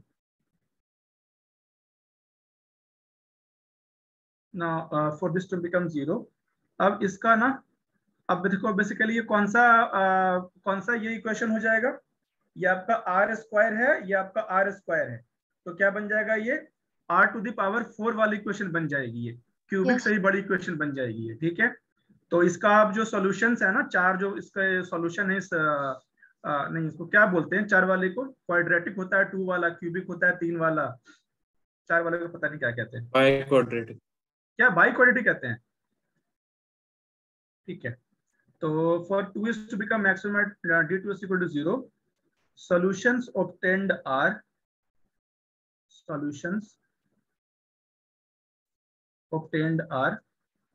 सबसे पहला तो भाई साफ साफ मुझे दिख रहा है r is equal to 0 solution तो है ही, 0 रखो यहाँ पर, फटाक से 0 मिल जाएगा। अगला सॉल्यूशन जो है वो है आपका r is equal to a0, r is equal to a0 पे आएगा, हाँ ठीक है, r is equal to a0 और लेट्स से इसको r1 r2 r3 जो हो जाएगा वो हो जाएगा आपका 3 plus √5 by z into a0, और जो आपका फोर्थ रूट है 3 माइनस √5 z। देखो ये सारी जो चीजें है ना 2s वाली काइंड ऑफ ऑप्शनल है, आपको याद रखने का मन है तो याद रख लो, लेकिन अगर पूछेगा ना तो मतलब मोस्ट लाइकली 1s पूछेगा। अगर वो बात अलग है कि आपकी किस्मत खराब रही, वो पूछ दिया उन्होंने, तो फिर क्या करेंगे, करना ही पड़ेगा फिर तो ये हो गया अपना। अब ये जो है ना, this is not acceptable solution, क्यों, क्योंकि r is equal to 0 means nucleus, nucleus में इलेक्ट्रॉन अगर घुस जाएगा मतलब कि वो तो भाई एटम ही अनस्टेबल हो गया ना। अब एटम ही अनस्टेबल हो गया तो फिर कर ही क्या सकते हैं। ये तो वही बात हो गई कि सावन जब आग लगाए तो उसे कौन बुझाए। तो R N is equal to 0 मतलब कि नॉट एक्सेप्टेबल, सो रिजेक्ट। इस वाले में क्या है कि भाई ये नेगेटिव सॉल्यूशन हो गया इसका ना, देखो 3 माइनस √5 नहीं नेगेटिव नहीं है सर वो 2 माइनस √5 होगा, 2 प्लस √5 और 2 माइनस √5। 2 माइनस √5 है क्या, नोट्स में तो यार 3 लिखा था। 3 माइनस √5 तो पॉजिटिव ही हो गया सर। नहीं 3 माइनस √5 2 माइनस √5 नहीं होगा, 3 ही होगा, और ये 3 इस कारण होगा ना, क्योंकि देखो यहाँ पर हो गया क्या कि यहाँ पर ना 0.75 a0 बेसिकली यहाँ पर लगभग आ जाएगा, क्योंकि आप देखो कि 3 माइनस और √5 कितना हो जाएगा अपना 2.2 हो जाएगा, ठीक है। तो 3 माइनस 2.2 बेसिकली ठीक है 0.75 के वगैरह आना चाहिए। लेकिन पॉइंट ये है ना कि जब भाई 1s का ऑर्बिटल का मिल रहा है a0 पर, तो ये कैसे पॉसिबल है कि 2s का ऑर्बिटल का a0 से और कम पर मिले, ये तो बिल्कुल इम्पॉसिबल सी बात चल रही है। इसका मतलब कि हम लोग R4 को भी करना पड़ेगा रिजेक्ट। तो आप R4 वाले में यही लिख देना कि this since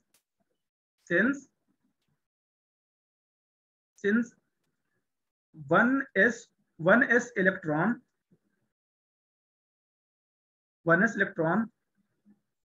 probability is maximum at a0, therefore it is impossible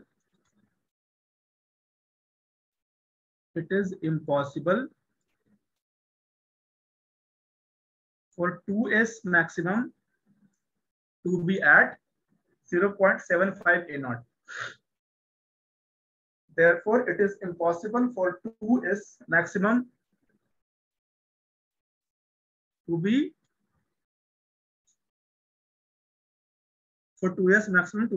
at 0.75 a0. इस कारण R1 और R4 को हम लोग कर देंगे reject, and these two are. Sir एक बार रिपीट कर दे, 1s electron probability is maximum at a0, is maximum at a0, therefore it is impossible for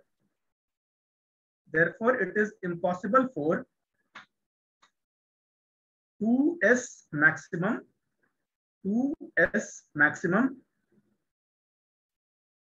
to be at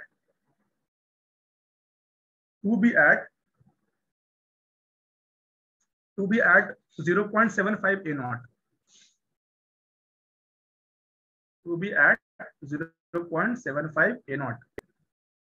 मतलब इसकी वैल्यू ए नॉट से भी कम आ रही है। हाँ, ए नॉट से भी कम आ रही है, तो इम्पॉसिबल सा काम है ना कि 1s से ज्यादा अंदर में रहे 2s वाला इलेक्ट्रॉन। ये तो होता नहीं है, 1s से दूर जाएगा 2s तभी होगा ना वो तो। अच्छा, ये डिस्टेंस बता रही है। Yes yes. हाँ, डिस्टेंस है ना, ये तो रेडियस है ना ये तो। Therefore R2 and R3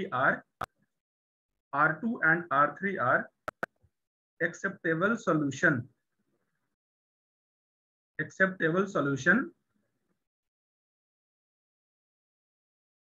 R2 and R3 are acceptable solution. अब अगर ग्राफ बनाएंगे इसकी, तो इसका ग्राफ क्या हो जाएगा, इस पर लिखो PDF और 4 पाई R स्क्वायर R2s का स्क्वायर। तो भाई R इज इक्वल टू 0 पर अगेन 0 रहेगा, because R is equal to 0 रहेगा। तो ये क्या होगा, ये इस तरीके से यहाँ पर जाएगा। अब यहाँ पर ये 0 कब हो जाएगा, जब अपना ये वाला पार्ट R स्क्वायर का 0, जब 0 स्क्वायर इक्वल टू 0 ही रहेगा। तो ये आपका कहाँ पर आया था, आपका कहाँ गया, 2A नॉट पर अपना Z पर, और फिर से ये राइज करेगा और ये आपका आएगा मैक्सिमा, और फिर बहुत आगे जाकर के ये अपना 0 में ये मिल जाएगा। तो जो पहला जो मैक्सिमा मिला है इसको कहते हैं लोकल मैक्सिमा इन कैलकुलस, और ये वाला बेसिकली है आपका A नॉट बाई Z। और आपका तो दूसरा वाला मैक्सिमा मिला है, ये आपका होगा बेसिकली, इसको वैल्यू रखोगे ना तो वो हो जाएगा 5.25 A नॉट बाई Z। इसको कहते हैं लोकल मैक्सिमा, और इसको कहते हैं ग्लोबल मैक्सिमा, और ये आपका हो गया नोड।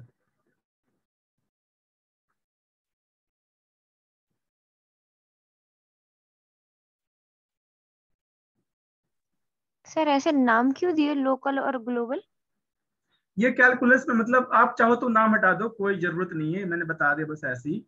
ये कैलकुलस में पढ़ते हैं ना कि कैलकुलस में मतलब मान लो कोई ऐसा फंक्शन है ना जिसमें 2-3 मैक्सिमा हो या 2-3 मिनिमा हो, तो इसको लोकल मैक्सिमा कह देते हैं, बिकॉज उससे भी ऊपर कोई बड़ा मैक्सिमा है तो उसको ग्लोबल मैक्सिमा कह देते हैं। हटा दो, कोई दिक्कत नहीं है बस। नहीं ठीक है, पहली बार सुना है इसलिए सर। अच्छा, कैलकुलस में होगा ना, क्लास 11-12 में याद होगा आपको। याद नहीं आ रहा था सर। ठीक है, कोई दिक्कत नहीं। सर ये जो A नॉट बाई टू पे local maximum A naught by आ रहा Z, है, हाँ Z है, Z पे हाँ। जो मैक्सिमम आ रहा है इसका क्या इन्फरेंस निकालेंगे? इन्फ्रेंस ये है कि यहाँ पर अगर मुझसे ये पूछा जाए कि भाई depict those 2 points at which electron की प्रोबेबिलिटी मैक्सिमम फाइंड आउट करने की, तो भाई यहाँ पर सबसे ज्यादा फाइंड आउट करने का मतलब लेट से कि यहाँ पर ना 90% प्रोबेबिलिटी है कि इलेक्ट्रॉन भाई मुझे यहाँ पर मिले, लेकिन थोड़ा मोड़ा पॉसिबिलिटी यहाँ पर भी है कि लेट से 5% या 8%। ये नंबर बस मैं हेल्प मतलब समझने के लिए बता रहा हूँ कि 90 और 8 पॉसिबिलिटी है, और बाकी सबको मिलाकर कह दो तो मतलब 2% पॉसिबिलिटी है। ये बस नंबर समझने के लिए है, ठीक है। Okay sir. सर पर A नॉट बाई Z तो 1s का भी आ रहा था ना?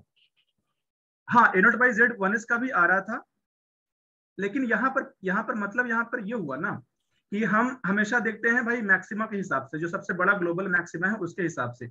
अब देखो जैसे पॉइंट अब ये है कि मान लो कि अपना 1s का, कि अब यहाँ पर भी कुछ ना कुछ चांस तो है, यहाँ पर भी कुछ ना कुछ चांस तो है, बट हमेशा सबसे ज्यादा इंपॉर्टेंट मेरा होता है ग्लोबल मैक्सिमा ही होता है कि भाई वहां पर सबसे ज्यादा चांस है मेरे को इलेक्ट्रॉन्स मिलने का। तो ये तो होगा ही ना। तो इसका मतलब ये भी क्लियर हुआ कि ऐसा नहीं है कि भाई A नॉट बाई Z ना कोई एक ऑर्बिट है जहां पर केवल 1s का इलेक्ट्रॉन केवल रिवॉल्व करेगा और वहां पर कोई दूसरा इलेक्ट्रॉन आएगा ही नहीं आएगा। ऐसा नहीं होता है भाई, A नॉट बाई Z पर 1s का इलेक्ट्रॉन मिलने का चांस सबसे ज्यादा है, but A naught by Z पर कभी कभी 2s का भी इलेक्ट्रॉन मिल सकता है, ये बात हो गई, भले ही मिलने के चांस कम है, ठीक है ना। Okay sir, thank you. तो ये अपना हो गया 2s वाला हो गया, ठीक है। अब 2p का देख लेते हैं फटाफट, 2p का भी अब आसान हो जाएगा काम। 2p ऑर्बिटल, तो सबसे पहले तो अपना r 2p लिख लेते हैं, रेडियल वेव फंक्शन क्या है इसका, तो 1/√3 z/2a0 3/2 zr/a0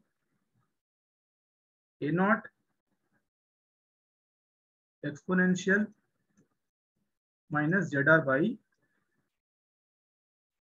ये 2 है ये वाला।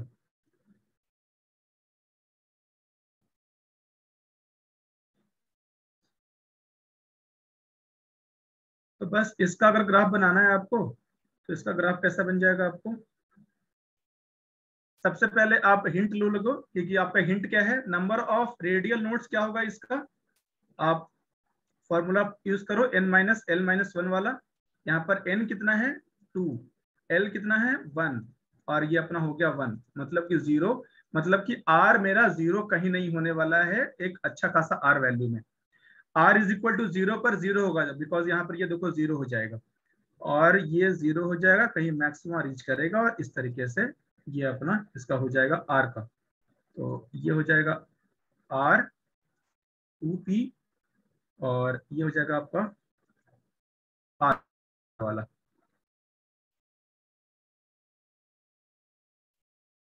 ठीक है,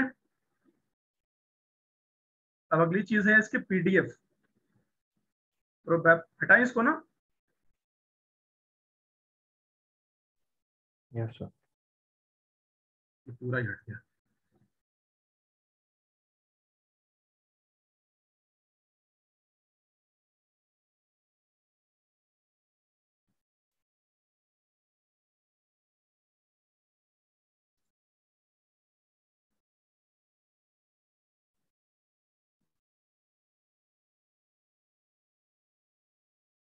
अब अगली चीज है इसकी PDF, that is probability density function. तो ये आपकी हो जाएगी probability density function of p2p is equal to 4 pi r square, और ये r स्क्वायर 2p, ये हो जाएगा आपको, और इसको आप रख दो, ये हो जाएगा आपको 4 पाई r स्क्वायर, इसमें गायब कैसे हो गया,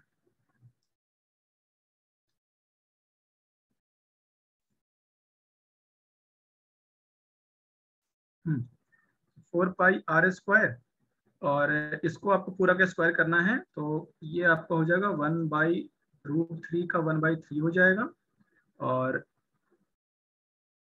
z/2a0 है, 3/2 का केवल 3 रह जाएगा, और ये हो जाएगा z स्क्वायर r स्क्वायर और a0 स्क्वायर, और इस साइड में हो जाएगा एक्सपोनेंशियल माइनस zr/, ये 2 हट जाएगा, ये हो जाएगा। अब इसमें आप ये देखो कौन कौन सा टर्म्स यहाँ पर कांस्टेंट है, तो भाई ये वाला टर्म कांस्टेंट है, और ये वाला टर्म कांस्टेंट है, ये वाला टर्म कांस्टेंट है, और बस, तो इसको हम रख देंगे k, और ये r स्क्वायर है, ये r स्क्वायर है, ये बन जाएगा आपका r का पावर 4, और ये आपका एक्सपोनेंशियल है माइनस ऑफ zr/a0। अब 4 2p टू बिकम मैक्सिमम, क्या करेंगे, इस पर डेरिवेशन करेंगे by dr is equal to 0,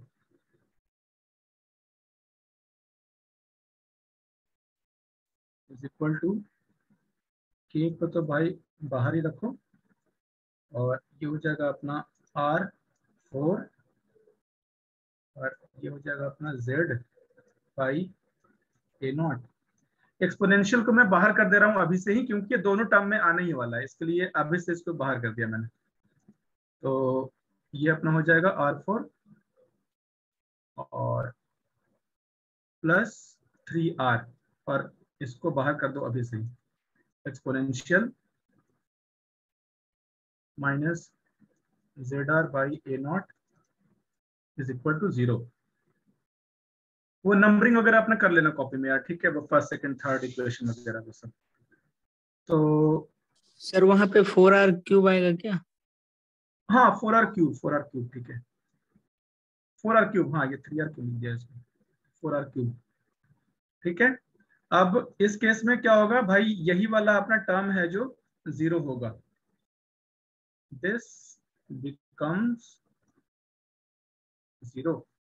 तो ये 0 कब होगा, अपना R4 into minus Z by A0 plus 4R³ is equal to 0। बता दो R का वैल्यू क्या हो जाएगा यहाँ पर,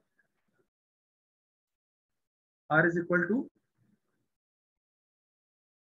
A0 n square 4 A0 by Z, ठीक है।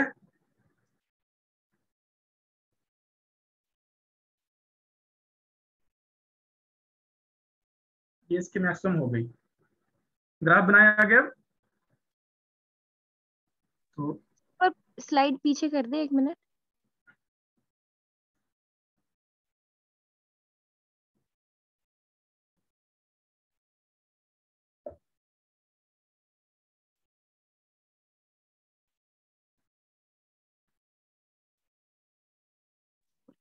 यस सर, चेंज कर दे। तो ये अपना ग्राफ हो गया मैक्सिमम का, तो इस पर भाई लिख दो PDF, और यहाँ पर क्या करना है, फिर से अपना स्टार्ट होगा 0 से ही, और ये जो ग्राफ है ऐसा ही बनेगा, ठीक है। और ये अपना मैक्सिमम कहाँ पर आया है, मैक्सिमम अपना आया है 4 A0 बाई Z पर।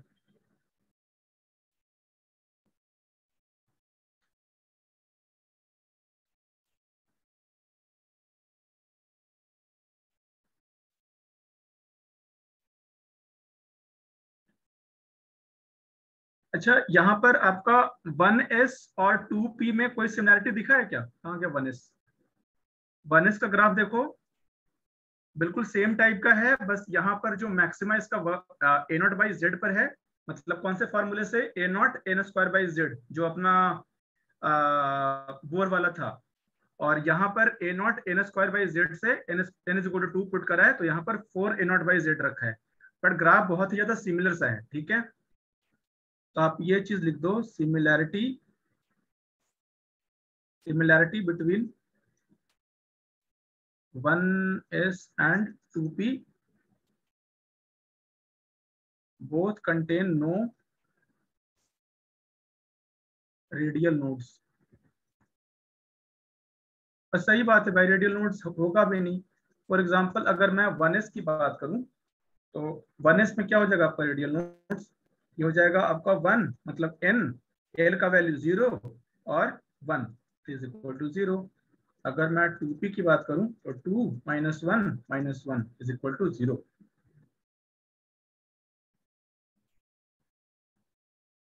अब एक कॉन्सेप्ट लिखना, इसको क्वेश्चन के टर्म में लिख दो, एक्सप्लेन कॉन्सेप्ट ऑफ, नहीं ऐसे लिख दो कि right the relative order of, right the relative order of,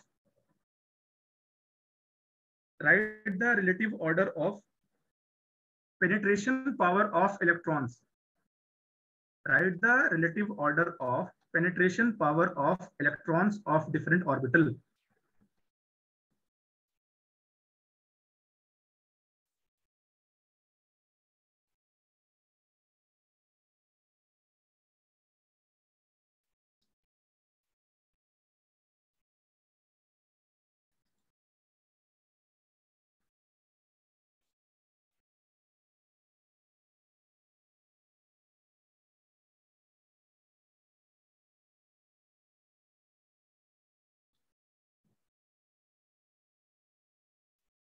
ठीक है, ये वाला क्वेश्चन पहले पूछा हुआ है। तो इसमें आप क्या करोगे कि क्वेश्चन बोल रहा है कि भाई कि तो पेनिट्रेशन पावर का मीनिंग ये होता है ना कि कौन से इलेक्ट्रॉन्स हैं जो सबसे ज्यादा न्यूक्लियस के पास में है, ठीक है, उसका पेनिट्रेशन हाई होगा। तो सबसे पहले आप इस चीज को डिफाइन कर लो कि penetration power is defined as penetration power of orbitals is defined as penetration power of orbitals is defined as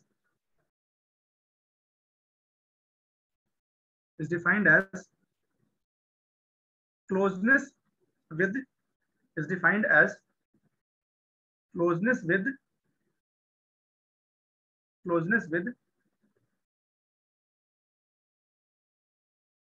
nucleus is defined as closeness with nucleus।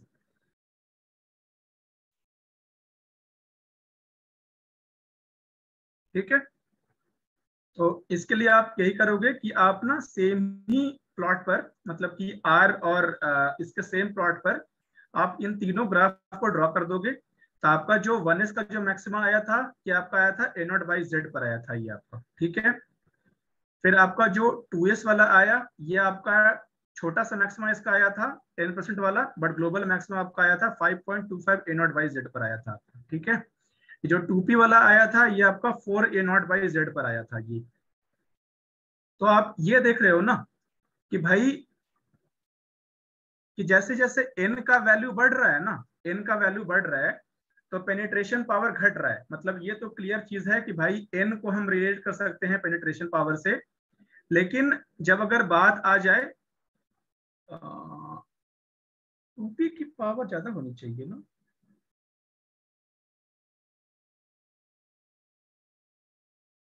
एक सेकंड देखो। अच्छा, पेनिट्रेशन पावर इसके 2p की ज्यादा होनी चाहिए ना यहाँ पर फिर तो, क्योंकि ये अपना 4 a0/z पर है जबकि ये 5.25 a0/z पर है।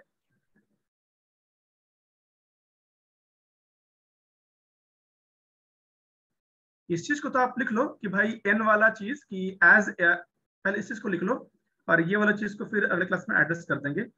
ये चीज को आप लिख लो कि as n increases, penetration power decreases। ये हो गई पहली चीज। अगली चीज क्या है कि S का पेनिट्रेशन पावर हमेशा ज्यादा होगा एज कंपेयर टू P वाले से। तो फॉर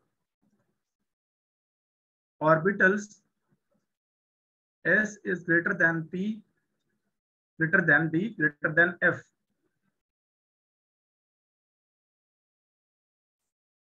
लेकिन इसको लेकर के एग्जैक्ट यार 4 a0/z पर आ रहा है, ये अंदर आ रहा है, ये थोड़ा बाहर जा रहा है, मे बी ये वाला फैक्टर कुछ आ रहा होगा।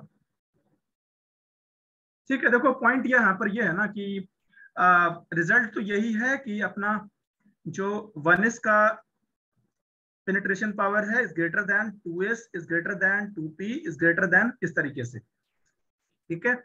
लेकिन आपको क्वेश्चन अराइज यहाँ पर हो सकता है दिमाग में कि भाई ये जो अपना 2p वाला है ना, इसका मैक्सिमम तो 4 a0/z पर आ रहा है, जबकि अपना 2s वाले का 5.25 पे आ रहा है, मतलब ज्यादा दूर आ रहा है।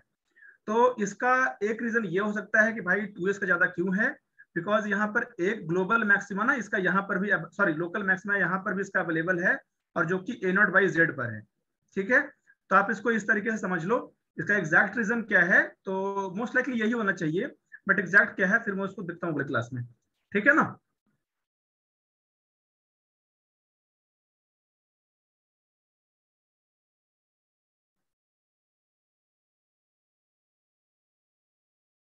आगे चले। Yes sir. अब यहां तक अपना रेडियल वेव फंक्शन वाला काम हो गया। टाइम तो है ना अपना अपने पास अभी? हाँ टाइम तो है यार, अभी तो 9:58 हुआ ना, वैसे क्लास 10:15 में स्टार्ट किया था मैं। तो एक चीज और पढ़ लेते हैं कि रेडियल वेव फंक्शन हमारा यहाँ तक काम खत्म हो गया। अब अगली टॉपिक डालो, एंगुलर वेव फंक्शंस या फिर angular behaviour of electron.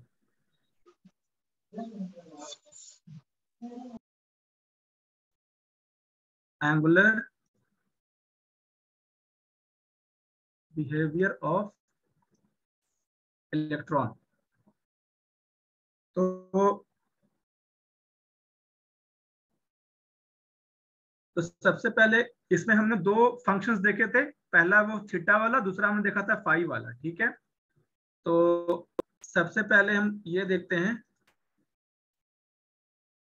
Considering first ये वाला magnetic quantum number function, magnetic quantum number function. तो इसका बेसिकली हमारा यही आया था ना कि डेल स्क्वायर, ये बड़ा वाला phi, del phi square is plus M square phi is equal to 0।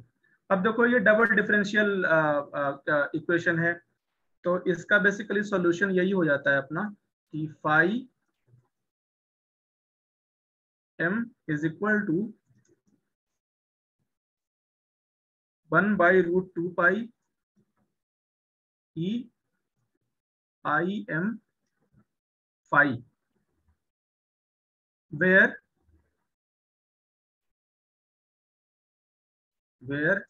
m is equal to 0, plus minus 1, plus minus 2 and so on. m magnetic quantum number है, इसको आगे फिर से पढ़ेंगे जब चारों क्वांटम नंबर्स को इकट्ठा नोट्स में डाल देंगे। तो बट यहां पर फिलहाल लिख दो m is magnetic quantum number, ठीक है। अब देखो क्या करते हैं कि एक हम लोग टेबल बना लेते हैं। बेसिकली ये हुआ अपना m और ये हुआ अपना फाई। तो m इज इक्वल टू अगर 0 रहा तो इसका वैल्यू क्या आएगा अपना, ये इसका सॉल्यूशन है। ये नहीं समझना कि भाई सॉल्यूशन कहाँ से आया, ये सॉल्यूशन तो हमने किया था ना वो पार्टिकल वनडी बॉक्स का कि भाई मान लिया इसका सॉल्यूशन है a cos alpha x plus b sin alpha x। तो यहाँ पर सॉल्यूशन मान लेना है क्योंकि इसे पूछेगा ना डेरिवेशन वगैरह। तो m इज इक्वल टू 0 हो गया, तो e टू द पावर 0 मतलब कि ये हो जाएगा अपना 1/√2 पाई, बाहर में अंदर में 1/√2 पाई। m इज इक्वल टू अगर 1 रहा तो ये अपना हो जाता है 1/√2 पाई और ये हो जाएगा अपना e to the power i phi, minus 1 रहा e to the power minus i phi. Similarly आप 2 और -2 के लिख सकते हो, 1/√2 pi e to the power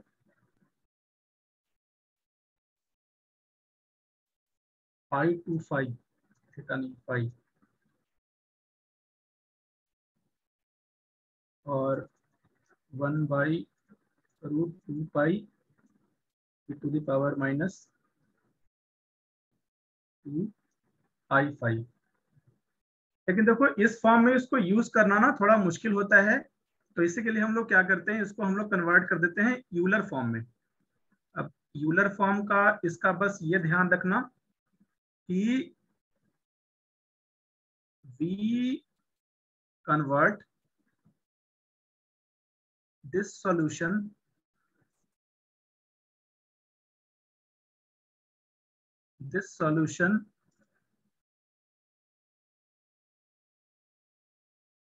into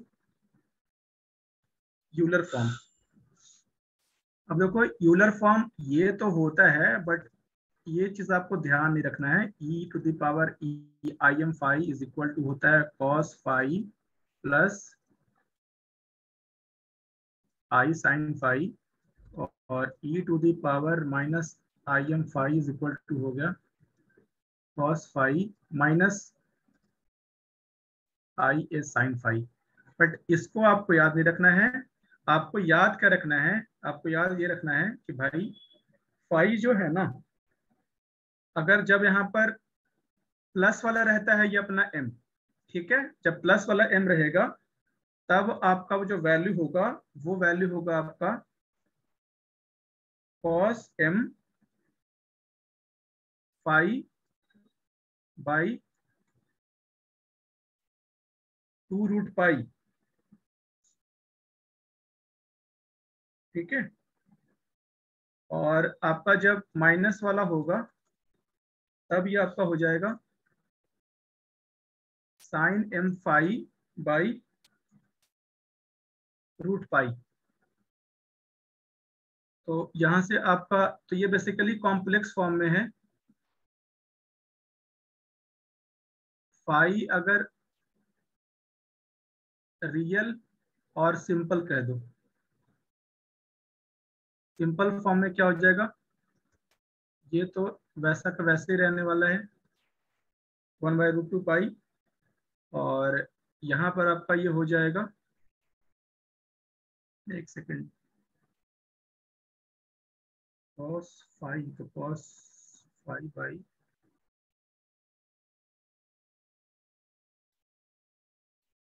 एक सेकेंड, cos m फाई है ना, तो cos phi by root pi, तू कहाँ चला जाएगा यार,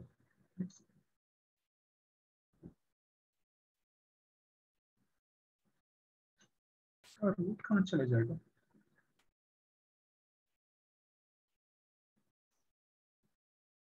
बस फाई 5 प्लस प्लस 5 माइनस,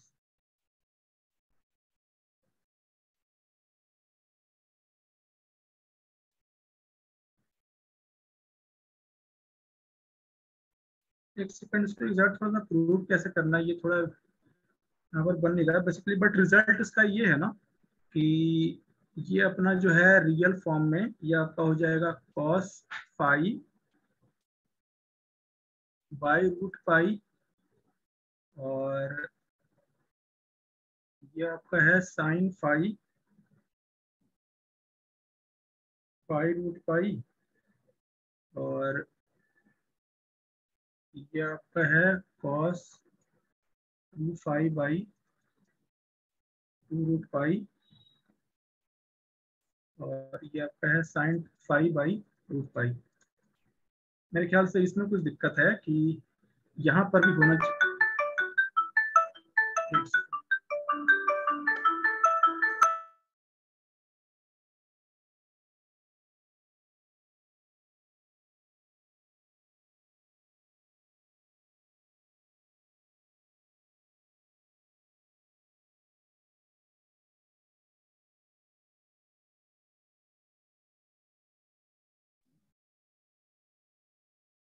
तो ये आपका हो गया।